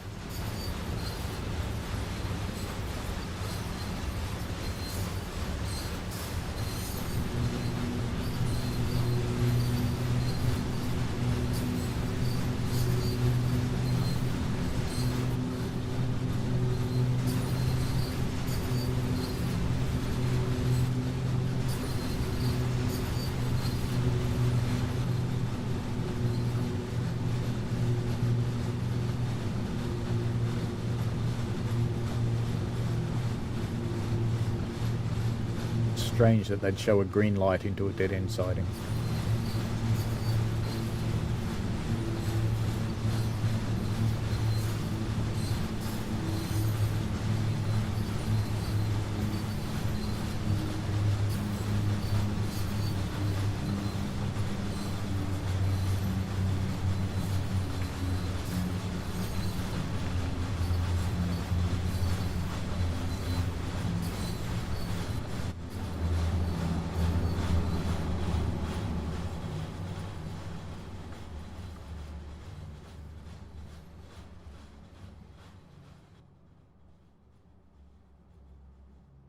To the end, am I? Pretty close.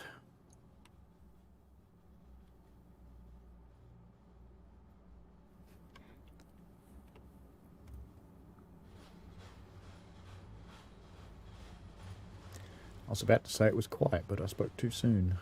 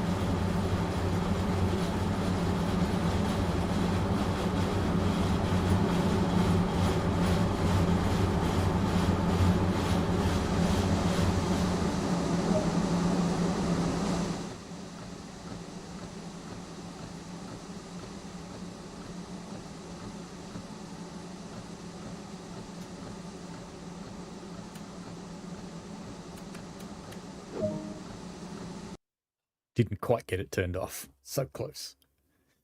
Oh, just a few minor speeding infringements there. Nothing to worry about, really. All right, then. No, it's not that one I want to do next. Now we're going to do another scenario. Yeah, nothing at all. Alpine photo shoot. This could be really good, or it could be really crap. We'll see. We'll see what happens. If it turns out to be really crap, we'll go do something else.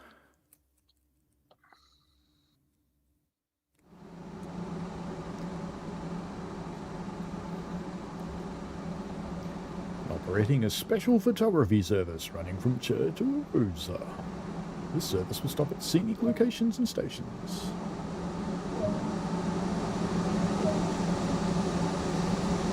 Okay, oops. Just open up a window somewhere else.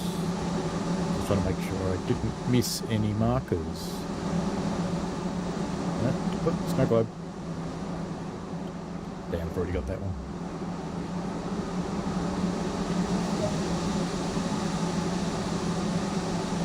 Ah, this is one of the ones where it's got the handbrake on.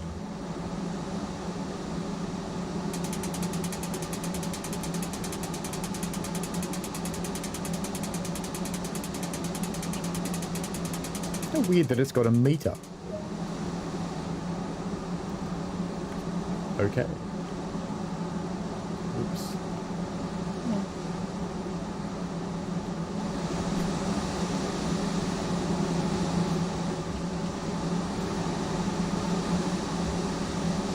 Door open.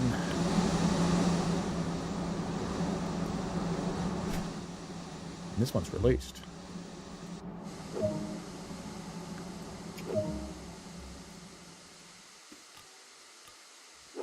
I thought its pantograph was up.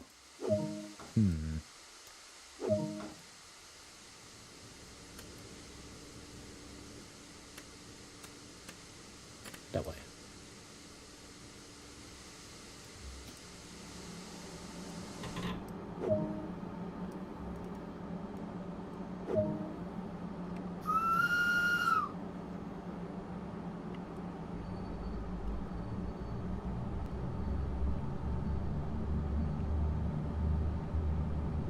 Mr. Signalman is allowing us out.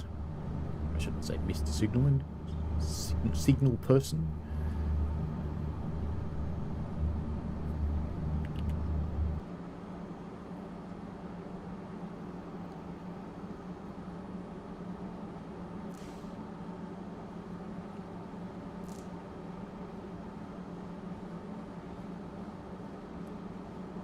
Now that seems to be a difference in these locos. They don't cruise control anymore.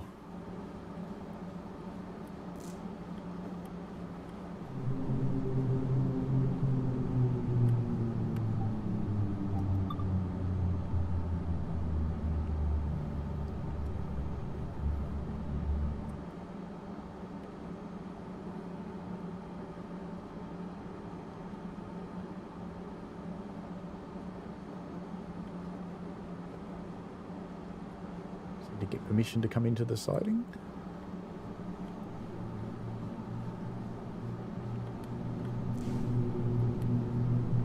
Now, is this going to be the Christmas version of this car, or is this going to be the un-Christmas version?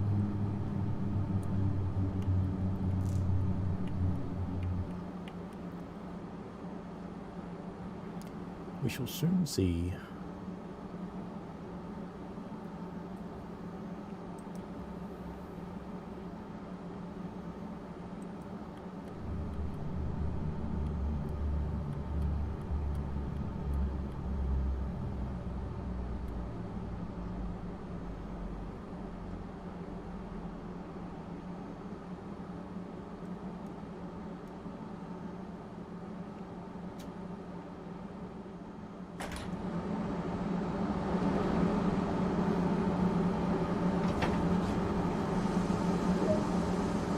They're actually going to reach the hook. Look at that. Yes, set the control wheel to off, but no. I want to come down here and have a look. It's not the Christmassy version. Christmas version has lights and obnoxious music. So it is set up so passengers can sit in these things, but they never seem to do it. Life.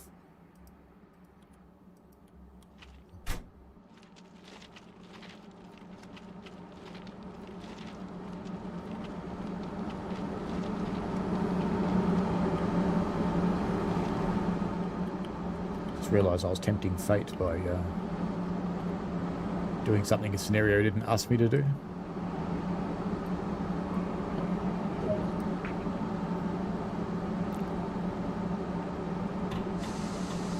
It's not emergency.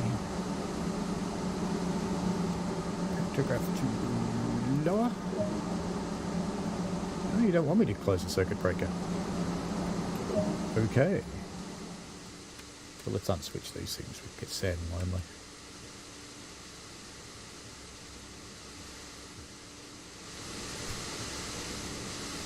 I don't know if we'll play this whole thing looking at the time, but let's see how far we get.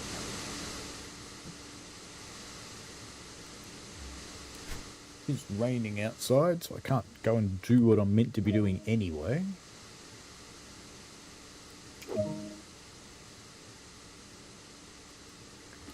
Pantograph up.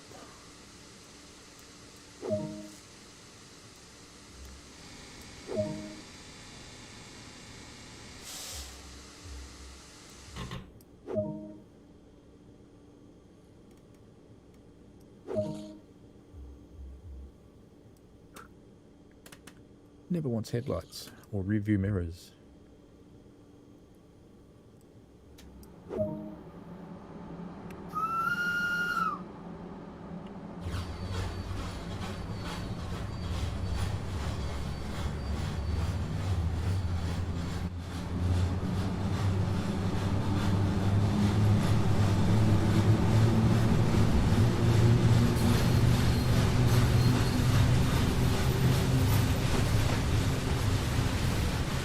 More of the unfinished textures, all that stuff. Okay. It's been out for a year, I should stop complaining about it. Linie would be a cool route to have in the game, because if you look on the side of the loco, it's like a model railway. It crosses itself in a big loop.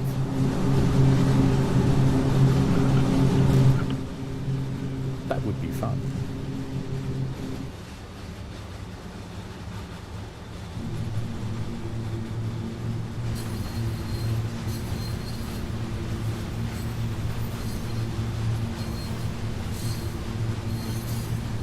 Few scenic locations.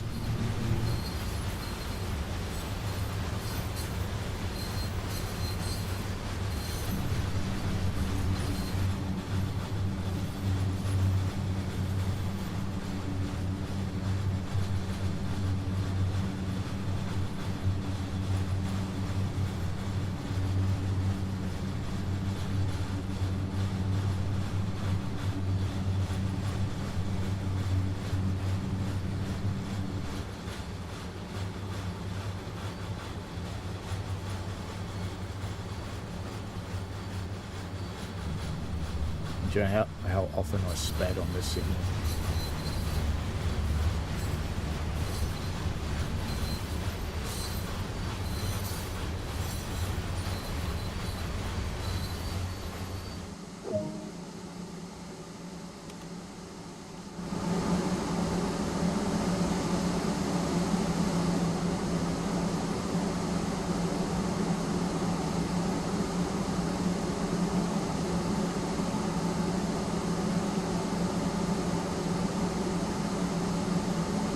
People.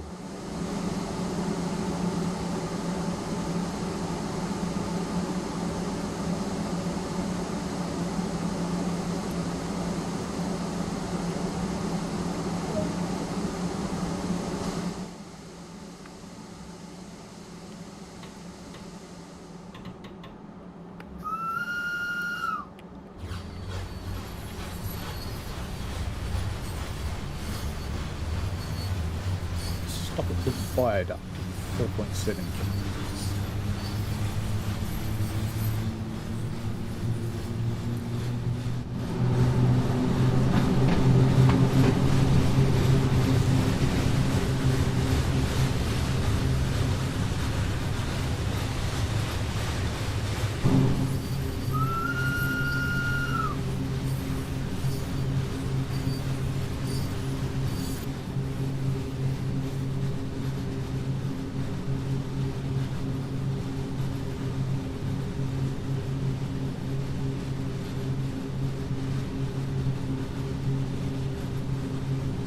realise my little symbols on my head.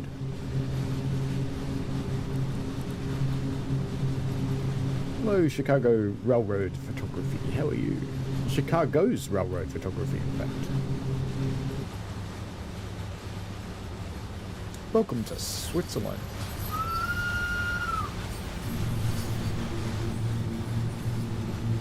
Just done the present delivery run down the hill.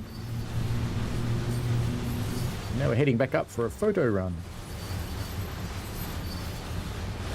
And I want to try something. I don't know if this will work. No, doesn't work. That was worth a try. These cars dutifully waiting for me.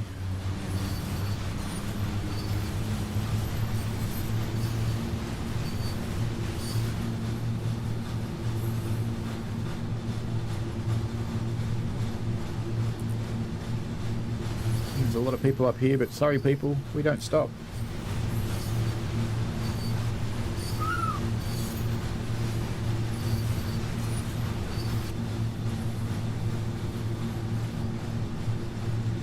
Actually, just out of curiosity,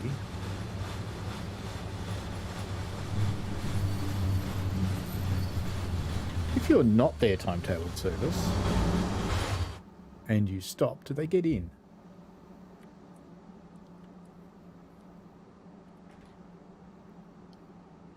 No. Is that new water? Is that water that you can see the bottom? Ooh. Proper water. Well done, Rivet. I think that's the first time you've been able to see into the water in this game. Okay, I'll forgive you for shit carriage sounds now. You've got good water. I'll forgive you a little bit.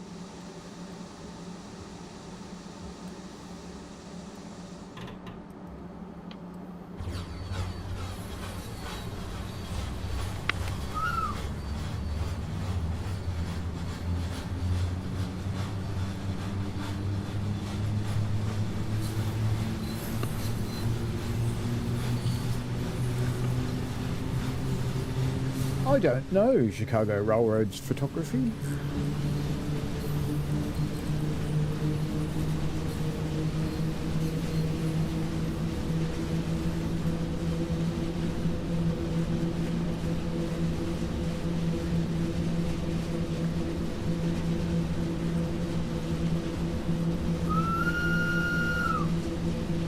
Do those two organisations get on well?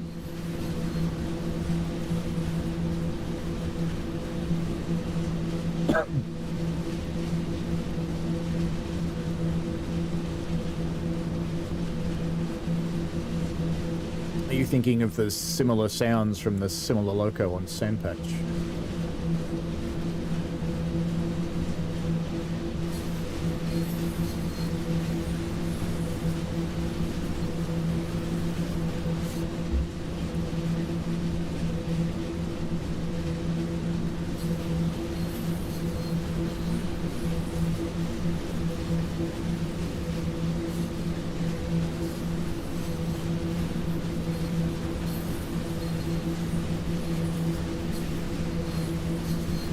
I remember if Arosa had proper water before. I don't think it did. I think it was the yucky brown stuff you can't see through like we usually get. But this is cool. Nice reflections. So both Skyhook and Rivet have done good water now. Pressure's on, DTG.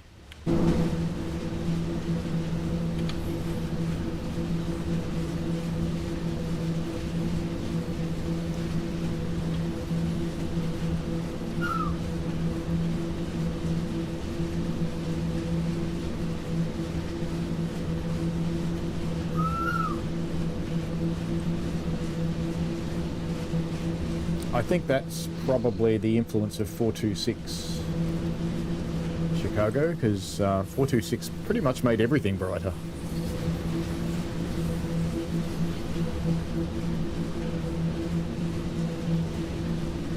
Yeah, so I'd kind of heard that too, but I wasn't too sure where I'd heard it.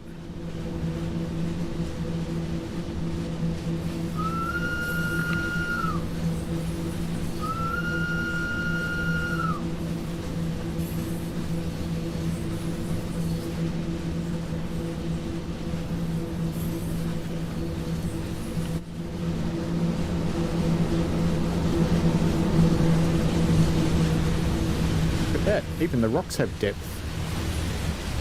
Need to work on the splashing around the rocks a little bit, but I'm impressed. This Unreal Engine is capable of such good water. No, I haven't seen Go animate.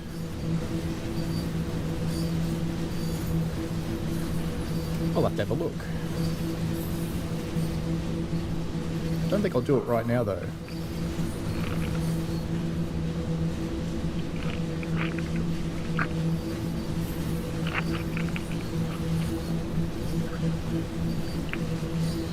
Since we don't want this to take forever, we might just go a little bit illegal.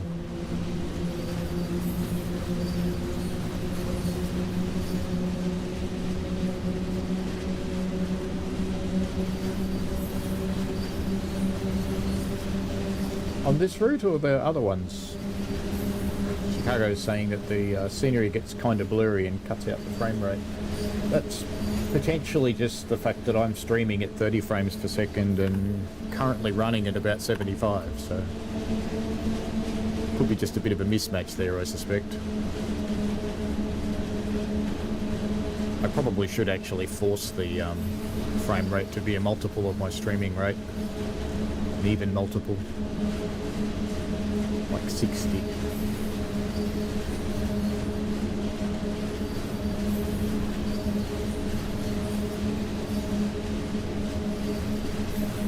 Okay, not this route. Yeah, Sherman Hill's got some frame rate struggles. Clinchfield does in a couple of places.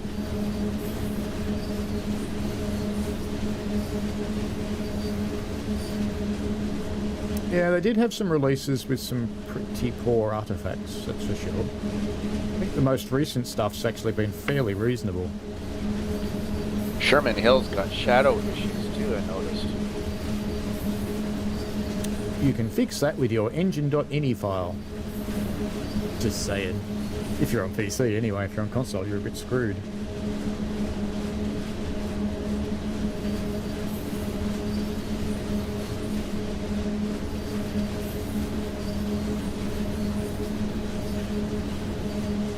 And yes, I'm speeding a lot. Don't look. I behaved myself on one run. It's not going to happen twice.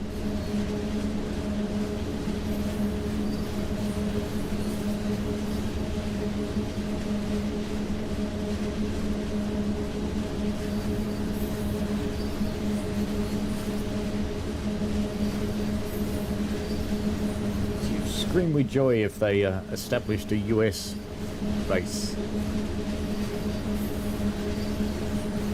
They have got some people who work for them that are in the US. They've got people from all around the place. I suppose that's one positive change of the last couple of years, is you don't need to live near your employer anymore. Which is kind of sad, because I moved house from being an hour away from my employer, an hour commute, to being 5 minutes away, 10 days before we went into a 2-year-long lockdown. That's okay.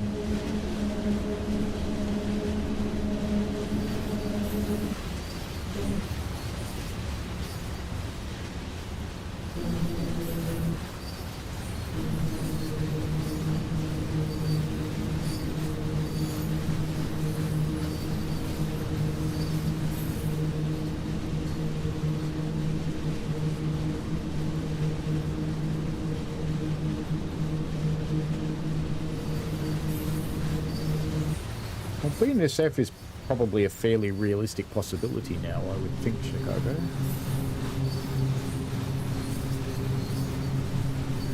Metro, I don't know. I suppose it depends on whether they can get licensing and whether they think it'll sell. Because those are the two keys.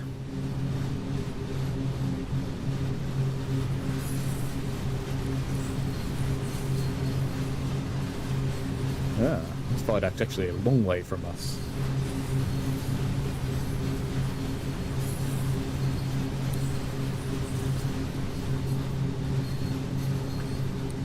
I've set up photo runs on the railway that I work on occasionally, and people always hate you for your choices.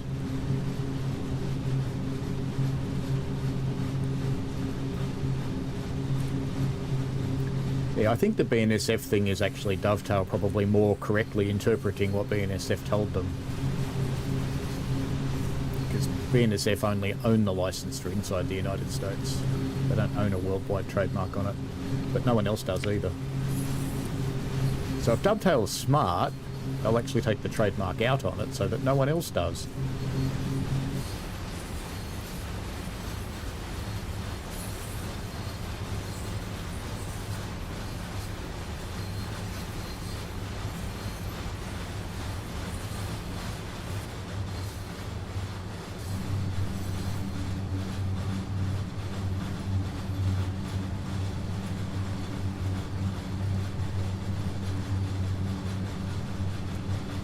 Now, is it this viaduct we're stopping on? I guess so. Looks like it.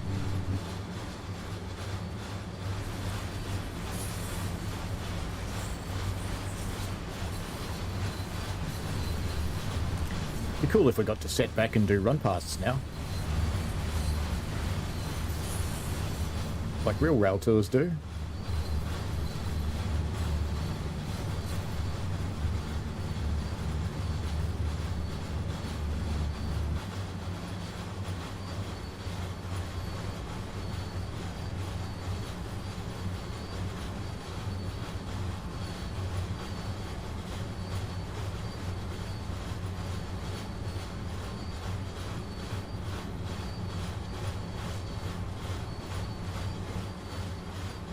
Yeah, can the loco brake alone hold this? No, it can't.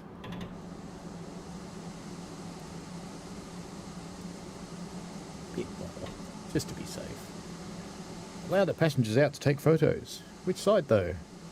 Both sides.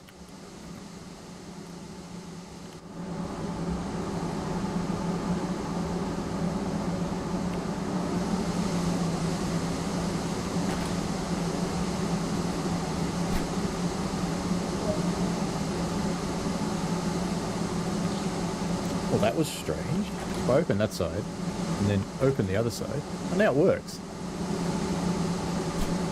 Yeah, it shuts both. Notice that? Go up the top. Go up the top. And then look from the other side. So, open that one.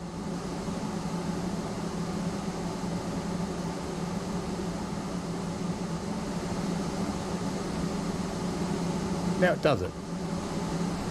Nah, closing one set closes both. Okay. None of you got out.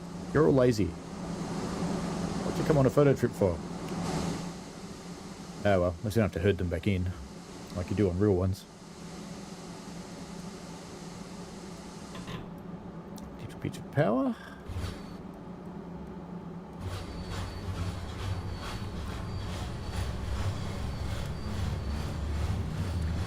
I do have Instagram. Look for Drop Bear Paul.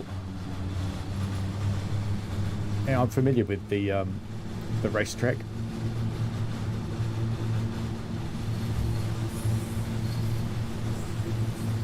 I am on Discord as well.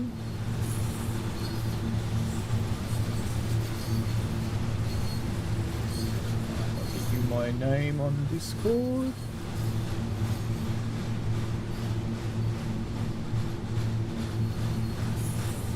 Why doesn't it want to let me?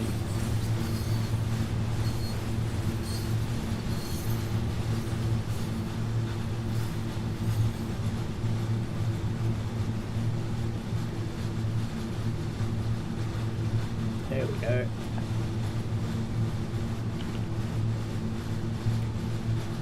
That's me.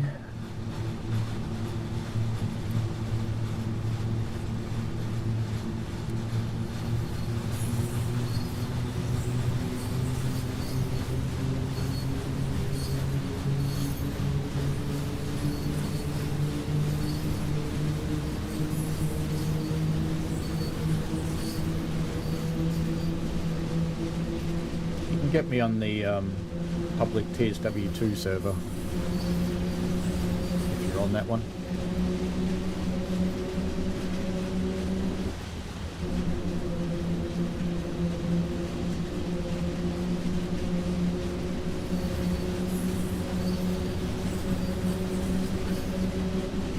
Ooh, a 30 sign.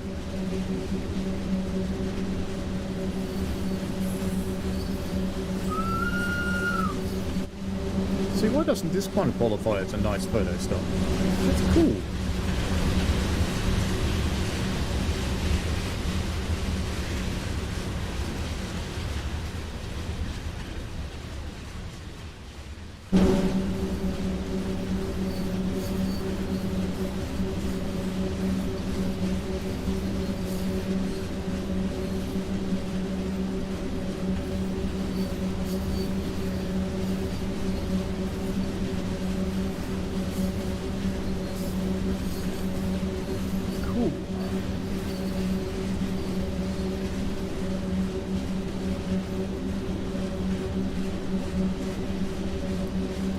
There you go. Other people are welcome to chat on Discord too if they want.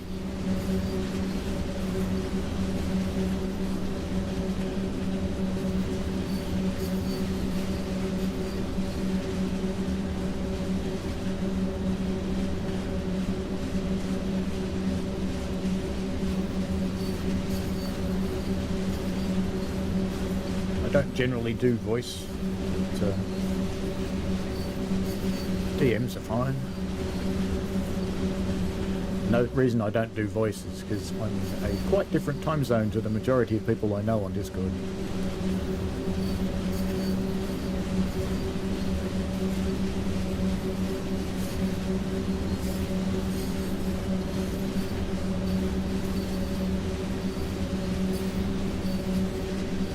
More speed.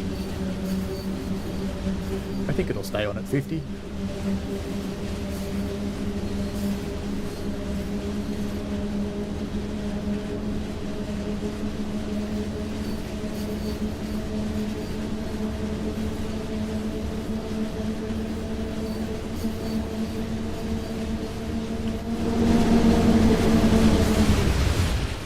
It's a little crane.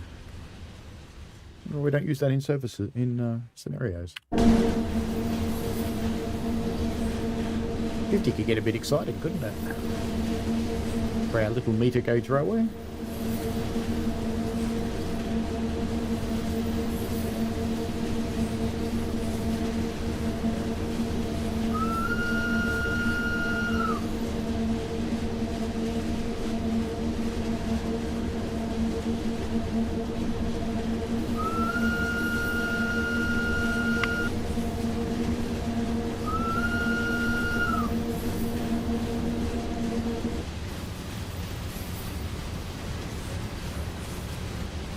Bit quick for those curves.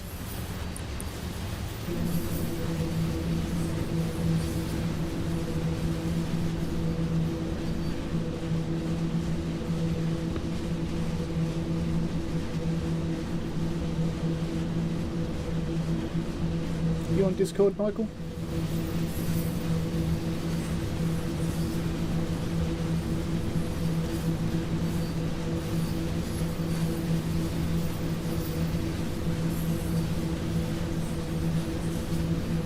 No.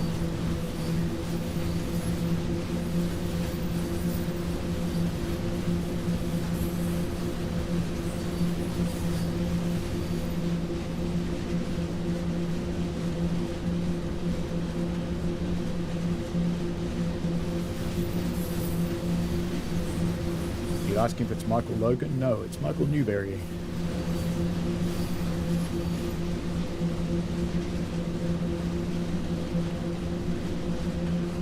Now we can go faster again.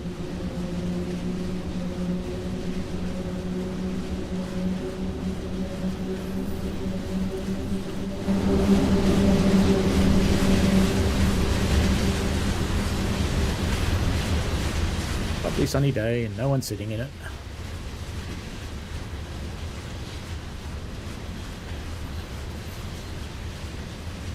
Better be careful or we're going to get stuck in a tunnel again. Come back, I fell off. That's funny. Jasper mentioned that the people would be sitting in it, but they're not. No one ever gets in it. Not that I've seen.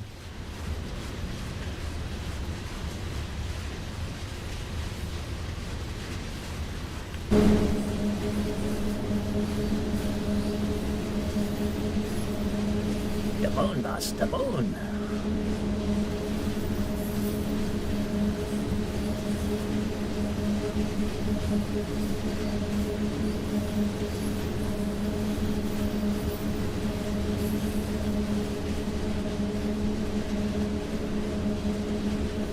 So the speed limit's 33 and we're doing 45. That'll be alright, won't it?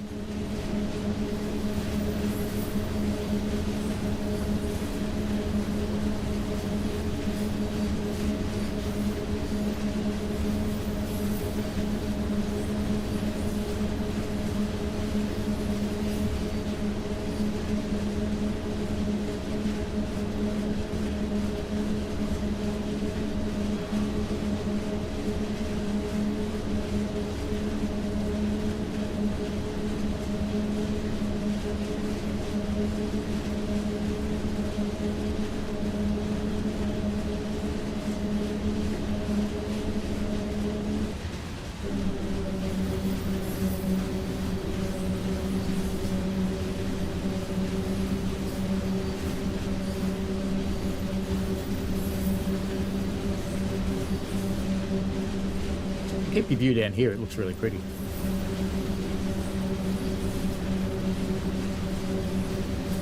Not till you look up the top, it's not so nice.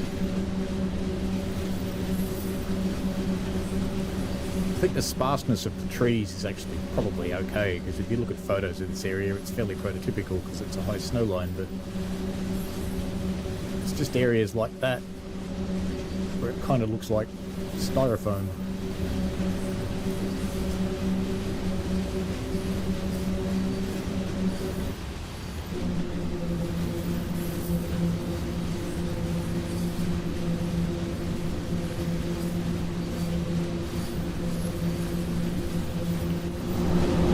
Nice big bridge.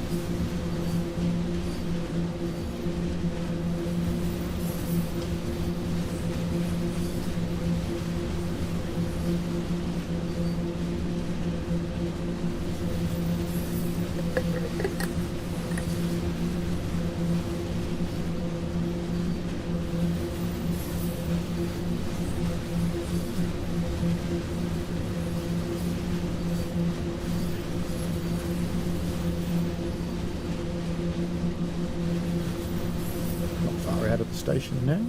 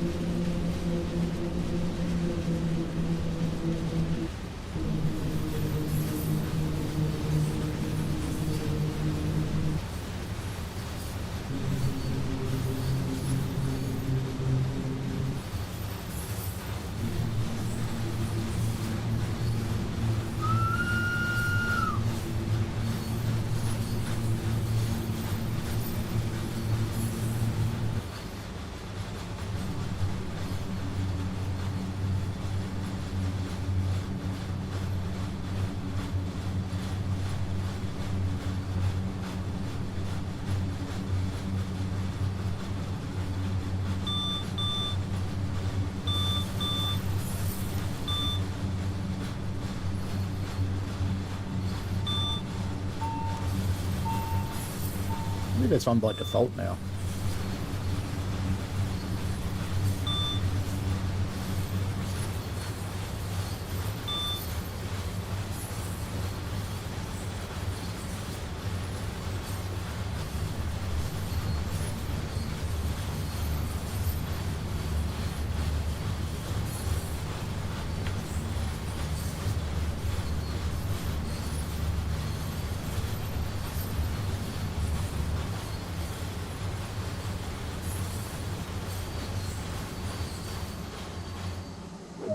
Close enough.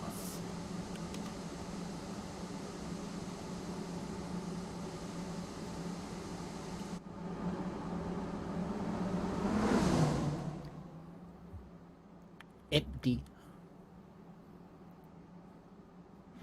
Stores do open, don't they? Oh, yeah. I have noticed on this route, I really think the passengers are probably set up wrong. Because there's so many of them that just stand around and never go anywhere. So they don't want to go to either of the places where the trains go. Excuse me.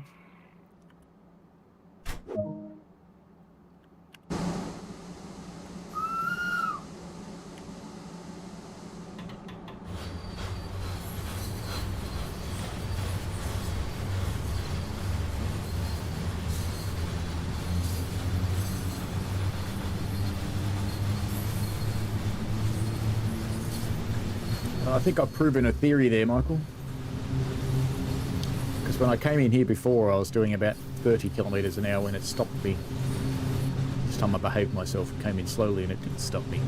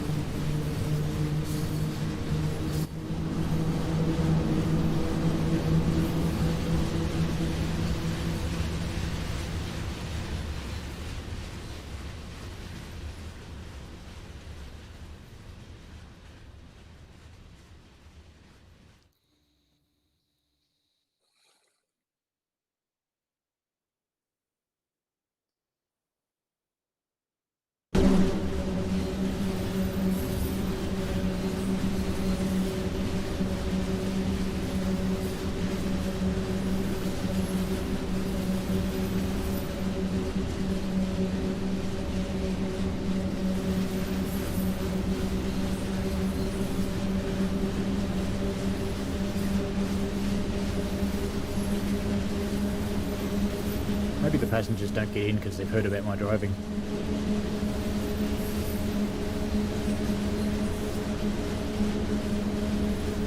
They don't want to be down there.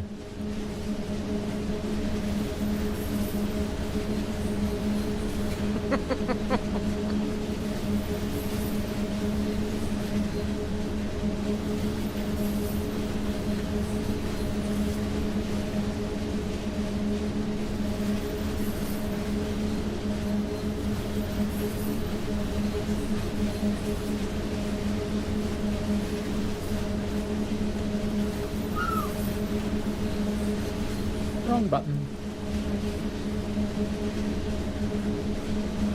Life.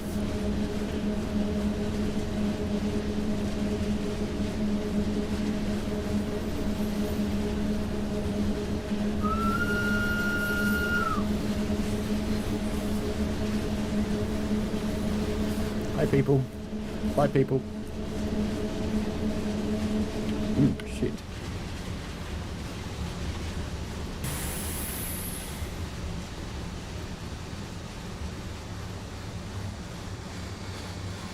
Victory. Slow down. Welcome back, Aiden. You just almost watched something spectacular.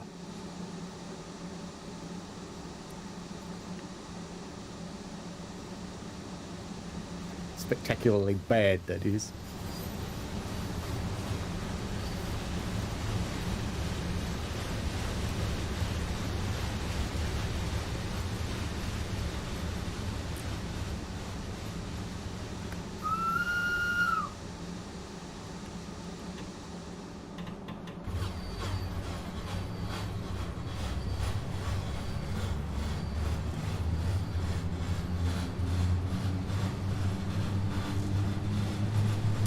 Yeah, we're doing the photo shoot run now, so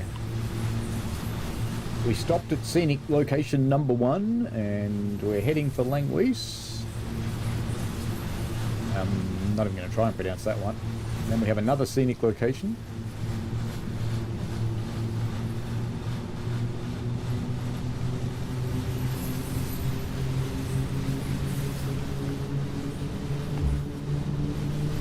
To use the terminology of Spaceballs, we've been driving at ludicrous speed.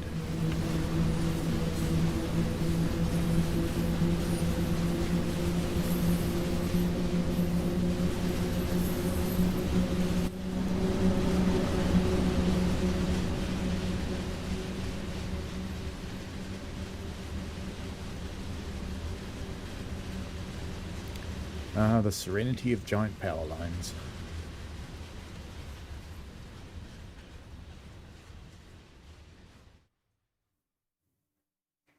And there we have Arosa the way it should sound.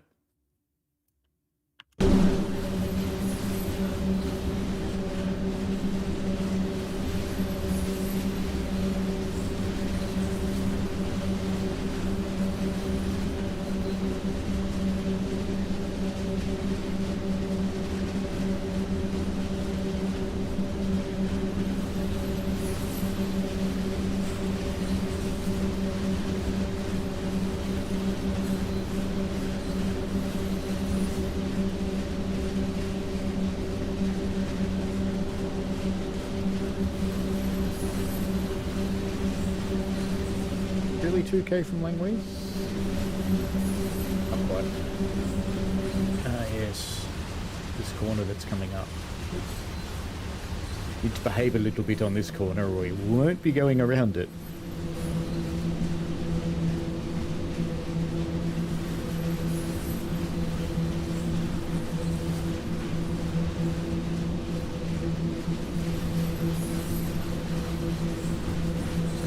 When this route first came out and it had its derailment problems before it got the physics update,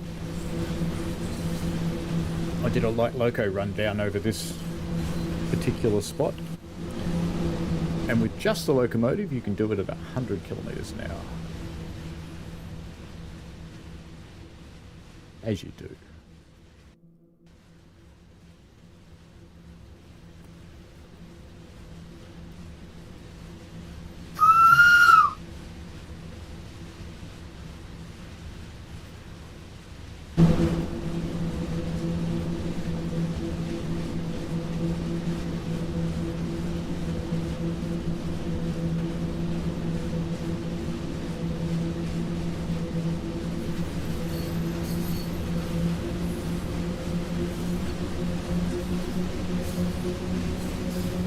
Got a minute and a half to get there, which does suggest you can't do it without speeding. So this would be a good spot for people to take photos. They could walk around up above the bridge. But no, we don't stop here.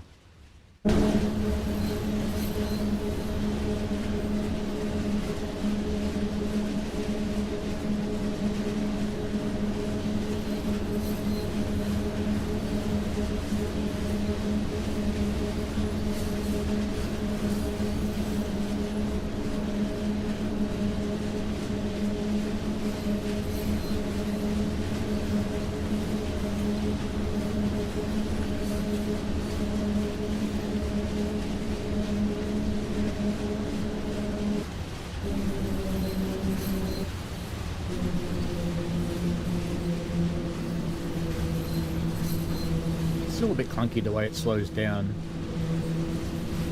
They've improved acceleration a bit, but slowing down not so much.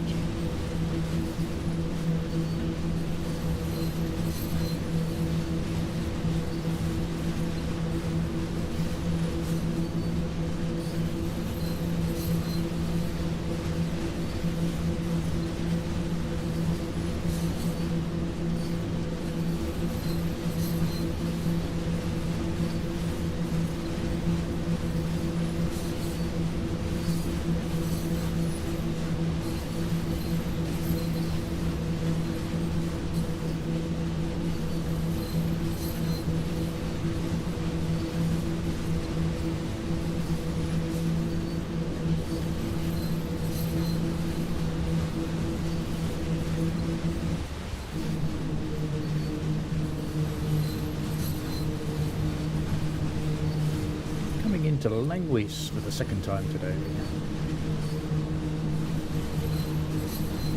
I wonder how many times you'd go up and down the mountain as a driver. How many given shift.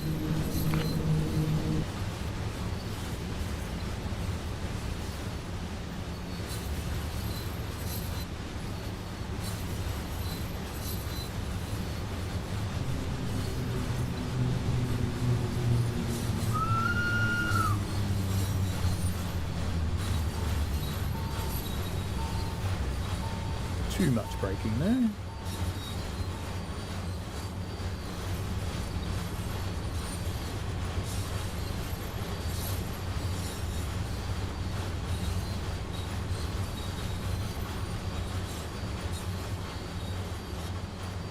That'll do.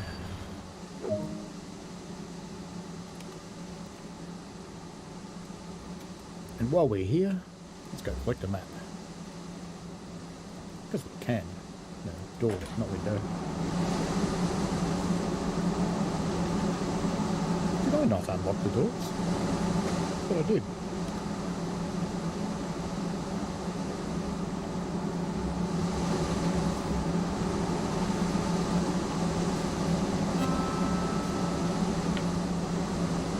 There's something else around here somewhere too. Casting my mind back to a year ago. Not that you should walk over points that could be about to change. There was something around here. Oh, there we go. Camera. And of course, mysteriously, it'll have a train. Watch. Aha! Magic invisible train.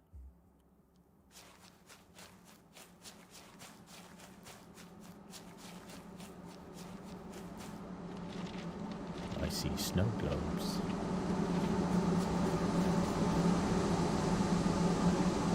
Just picked them up before. About them. Yeah, it's 3, so I probably picked them up before. Alright, back in the train.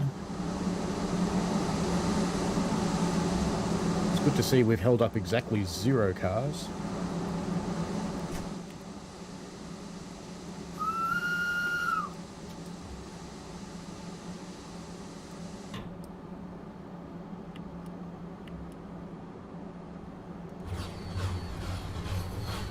Oops.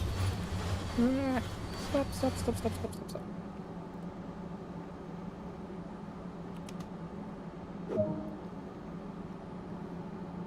I locked the wrong side doors. That was close. Did you like that intense degree of competence there exhibited? I thought that was pretty good. Refer to discussion with the manager later. As long as none of the passengers dob me in, it's not as though it's being watched on the internet or anything. As always.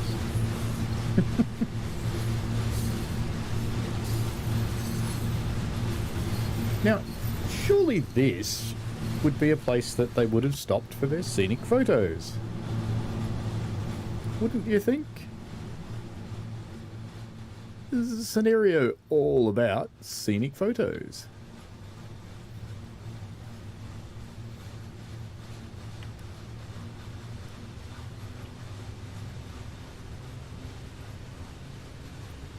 Maybe they'd stop on the other side because this side's in shade, but I just noticed they've got mist in the valley now. That's new.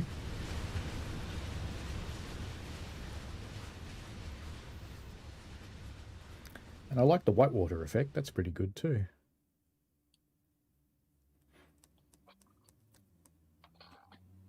Maybe I need to do a supplementary review. What do you reckon?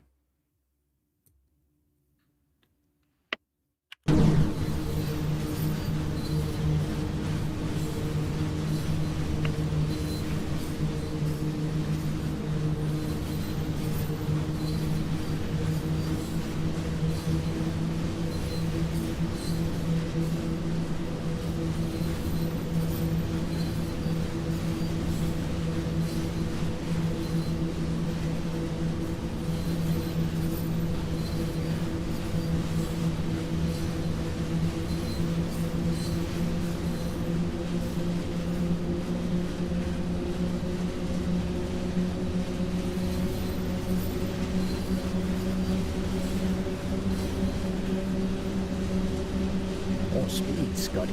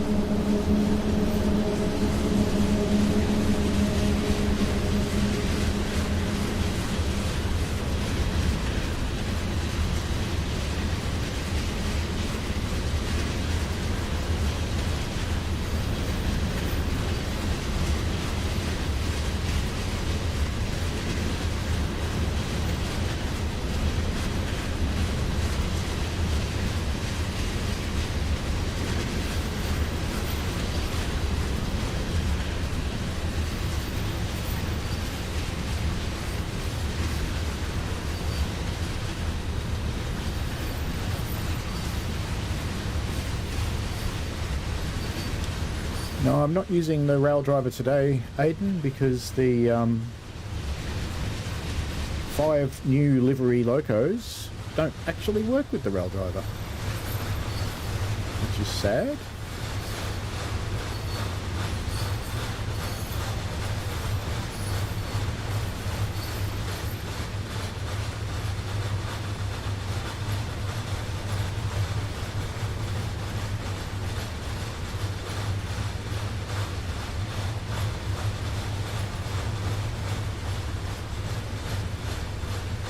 Much nicer if it did. That's why it's not on camera today.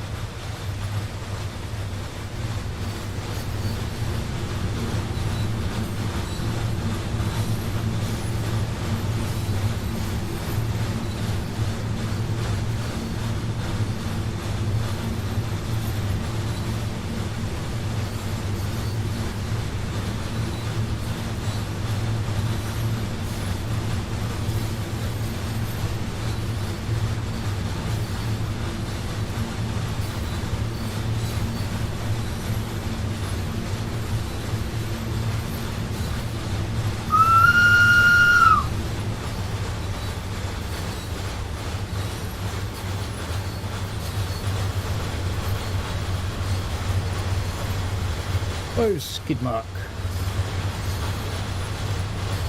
Welcome.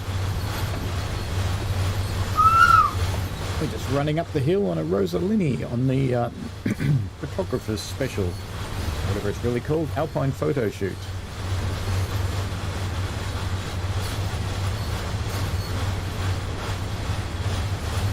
Where I've been lamenting that they didn't stop at lots of places that would have been really cool places to stop for photos. Oops, and I've gone past my stopping point.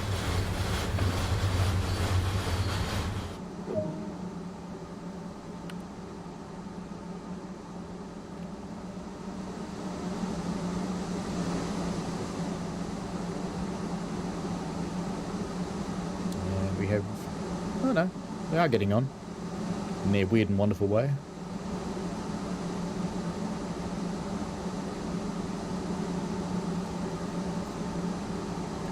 There's just lots of obvious places like the giant viaduct, for example. We didn't stop there. Oh well.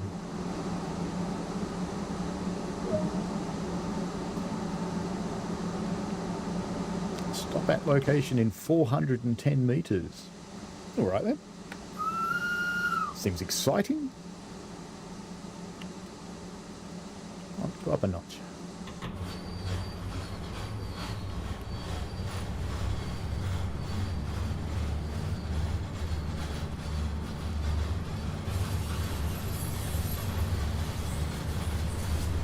I don't remember what looked good 400 metres out of this station, but I guess we'll find out.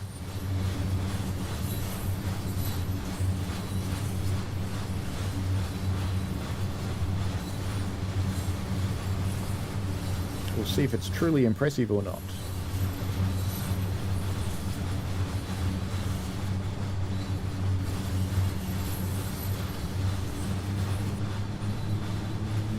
And I assume the real stopping locations, it's all the way around the big corner.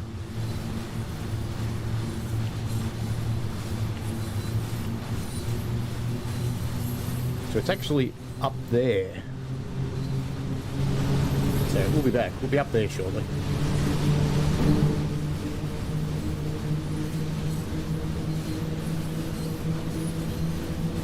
Actually up there, I think it is. Just up there where the bricks are. Probably our stopping point.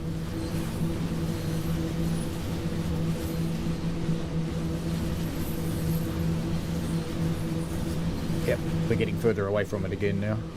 So yeah, it's behind us. Fair enough.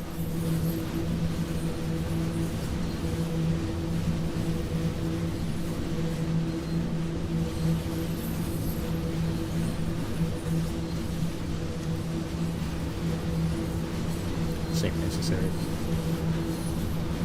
The new graphics card is going very well. It's like sitting near a furnace, but it's going very well. At this point, I watched the place to stop marker climbing that I hope I didn't just go past it and that I'm right. It's up here. We shall soon see. There we go. We're going down again now. Perfect. Let's try going the other way.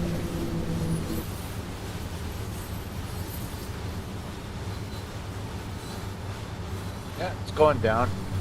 Yep.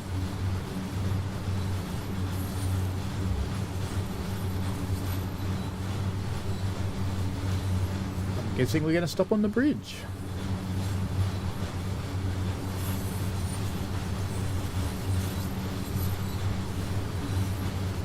On a normal photo run by, you'd stop before or after the bridge and let your passengers out, and then you'd go backwards and forwards over the bridge a few times. Hey, I'm happy it's working well. And on Arosa it's sitting on 73, 74 FPS. Pretty good.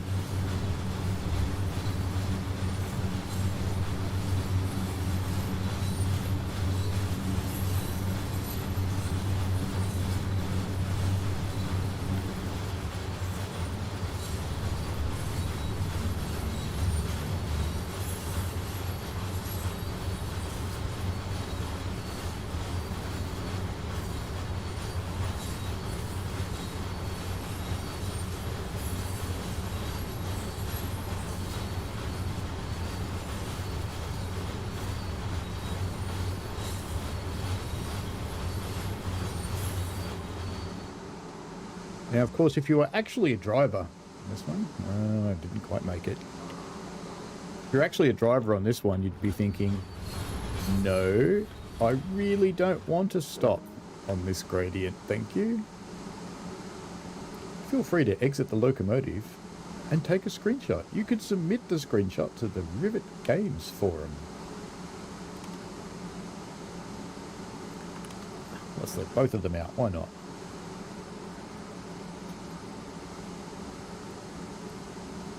Do I really want to go and take a screenshot?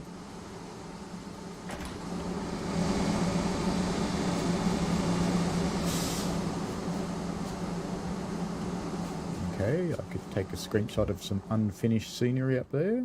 Wait. How did I end up in there? I wasn't even on the bridge. Yeah, it just pushes me in there. Okay.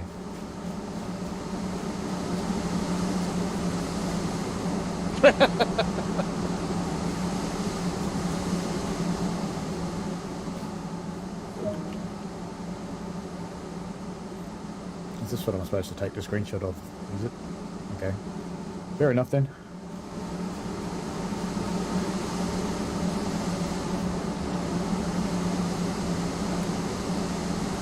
Oh, speaking of Rivet rewards and things, Has anybody not bought this that actually wants to?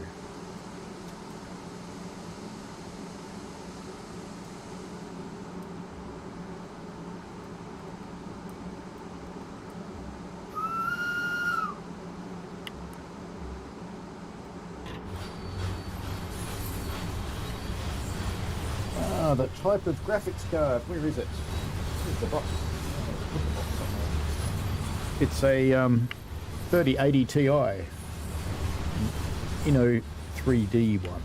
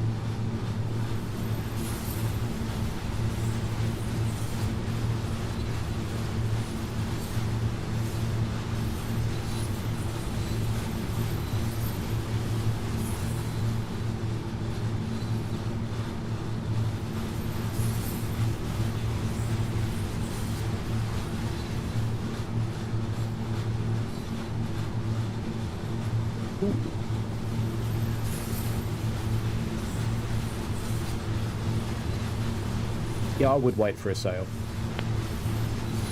I think I did suggest that in my review.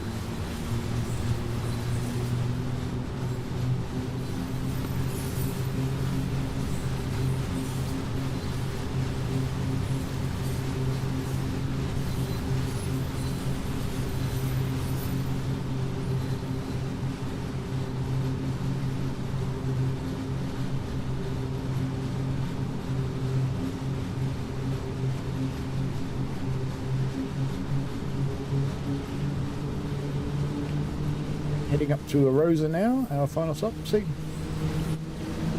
wouldn't this be a good place for a scenic spot? Nice big chunky rocks. Keep the camera down, the scenery's good. Could have been a train in the foreground. Oh well.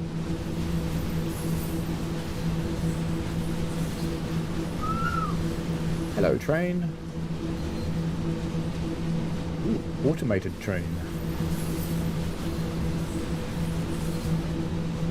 It's good that this route doesn't seem to need drivers anymore.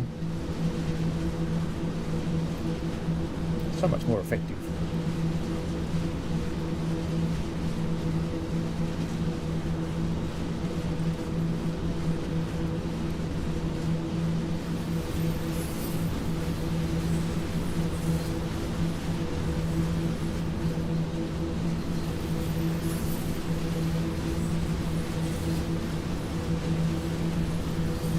Don't know if you've seen the chat text, Michael, in the meet.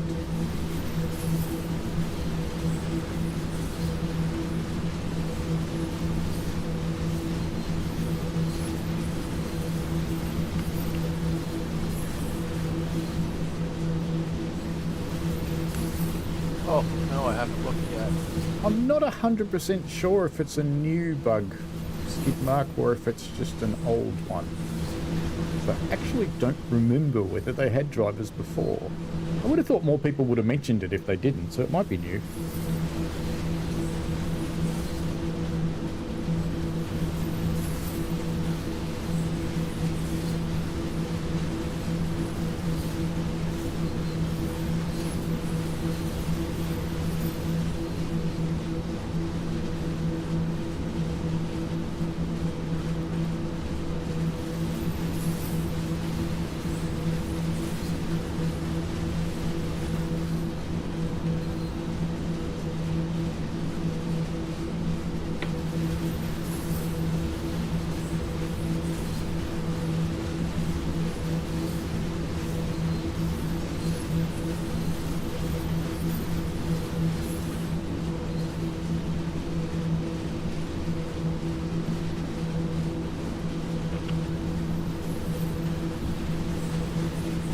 Maybe it's unique to me, Skidmark. I've got my very own bug.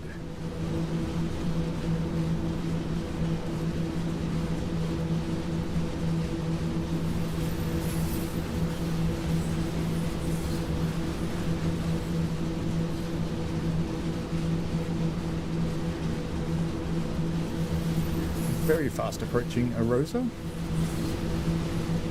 Top end of the line. What does they want us to do when we get up there? Just unload passengers.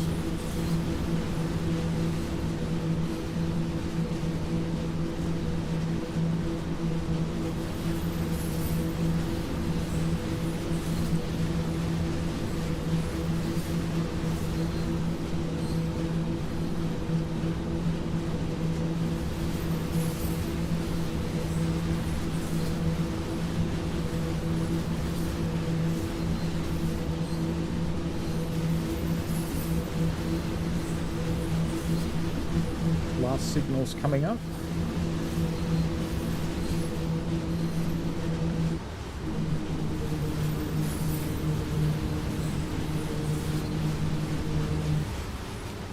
Yeah, they've had a couple of strange things happen. I reckon that gate... Oh, that is so close. That is so close. I thought it was actually going to hit the train.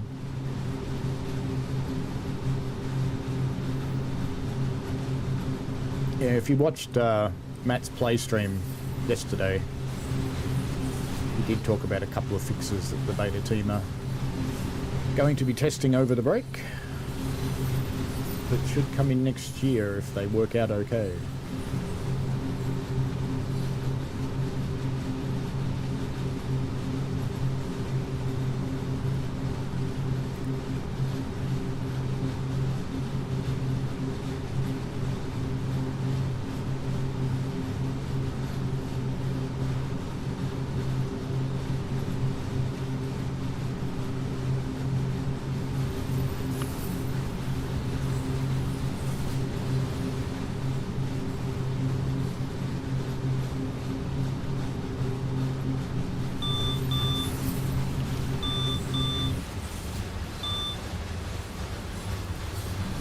Last tunnel.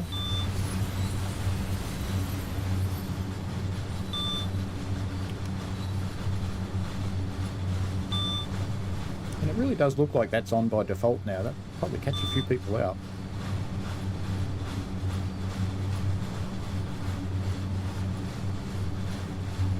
Yeah, it was nearly 5 hours yesterday. Even had Nat turn up sometime shortly after their midnight.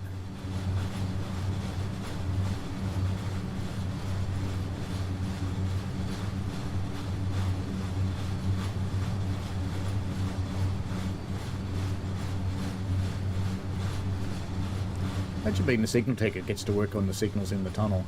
Just go down there and fix that light, will you? Needs a new globe.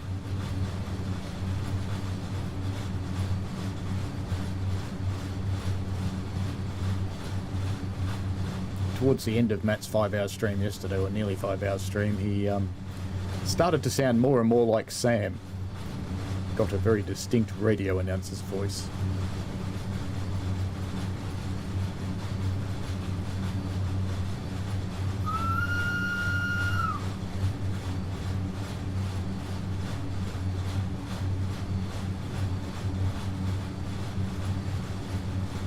Yeah, it'd be nice if he'd get back into his own channel too.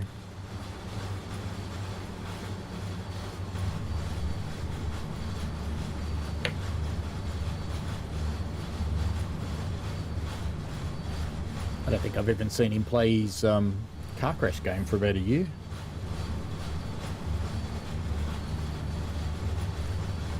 Welcome to Arosa, folks. Well, he will be off for Christmas break, so he probably will be playing on his own channel. Yeah, hopefully.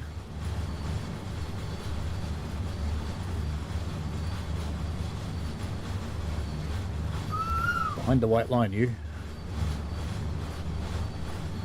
I don't think I've ever come up this far up this platform on a stop before. Oh well.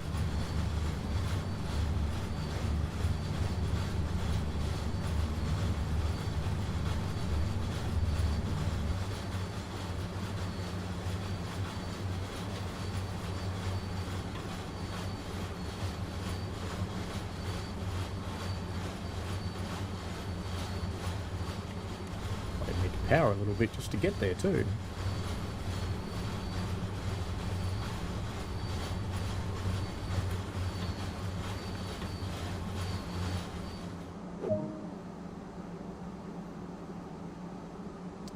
unload passengers and lock the doors.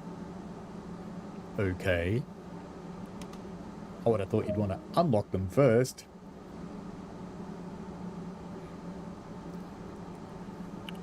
Can we get to the lake before we get kicked out? There you go. Nice lake. I think that's supposed to be unlock the doors. Yeah, I'm pretty sure. Oh, only a little bit more speeding.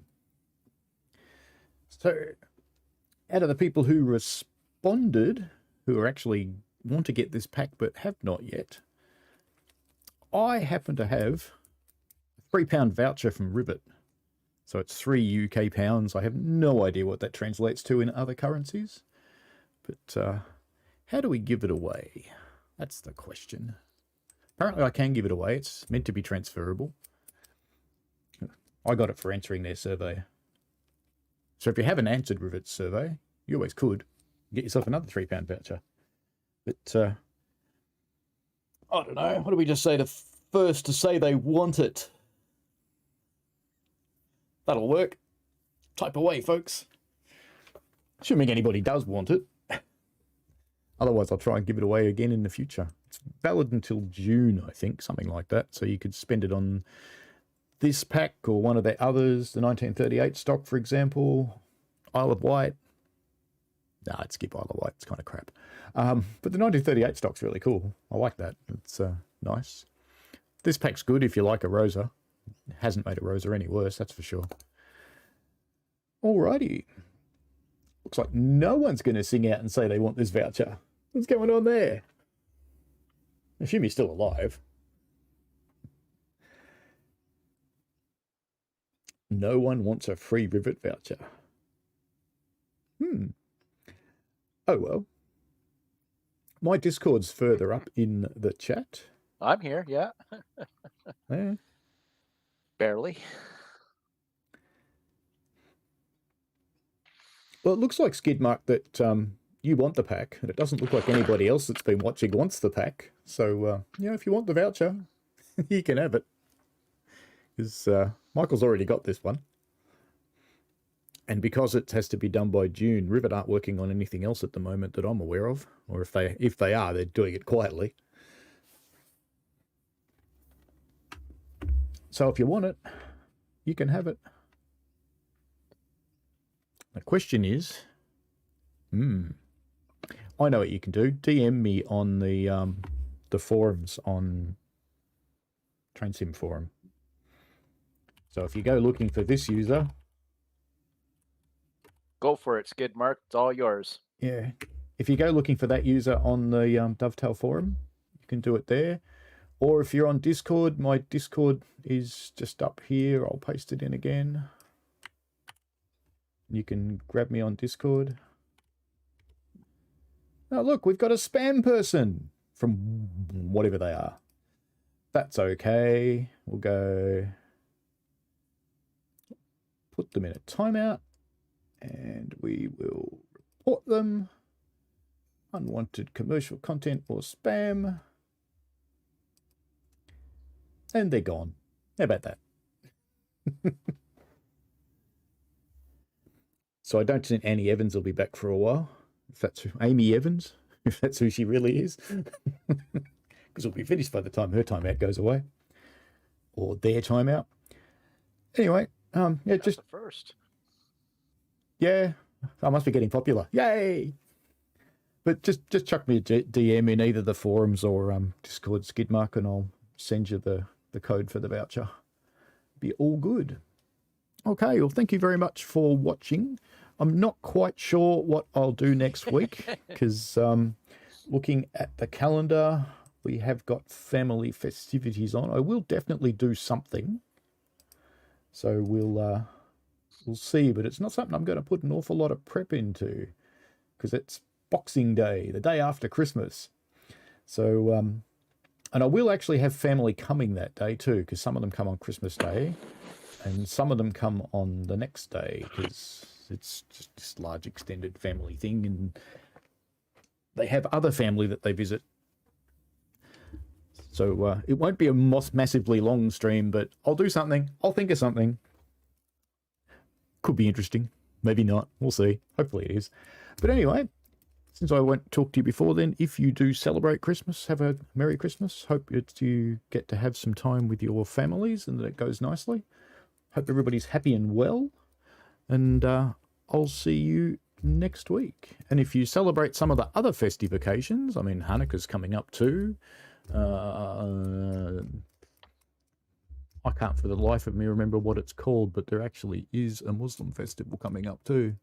But that's covered 3 of the main religions anyway. And I'm sure there's others.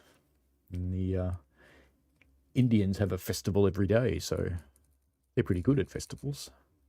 Have to admire the ability to get holidays. It's cool. Anyway, I will see you next week. Thank you very much for watching today. We had quite a few people on. And thanks to Michael, the disembodied voice from Canada. And be cool. Enjoy. Bye. I welcome any and all feedback. Feel free to comment on the video. Constructive criticism is welcome, especially if I've got something wrong. I stream every Sunday morning starting at 8:30 AM, and I also do ad hoc streams from time to time during the week. Please subscribe and click notify to avoid missing out. Subscribing helps me by helping me see what content is good and how it helps the channel grow, or doesn't as the case may be.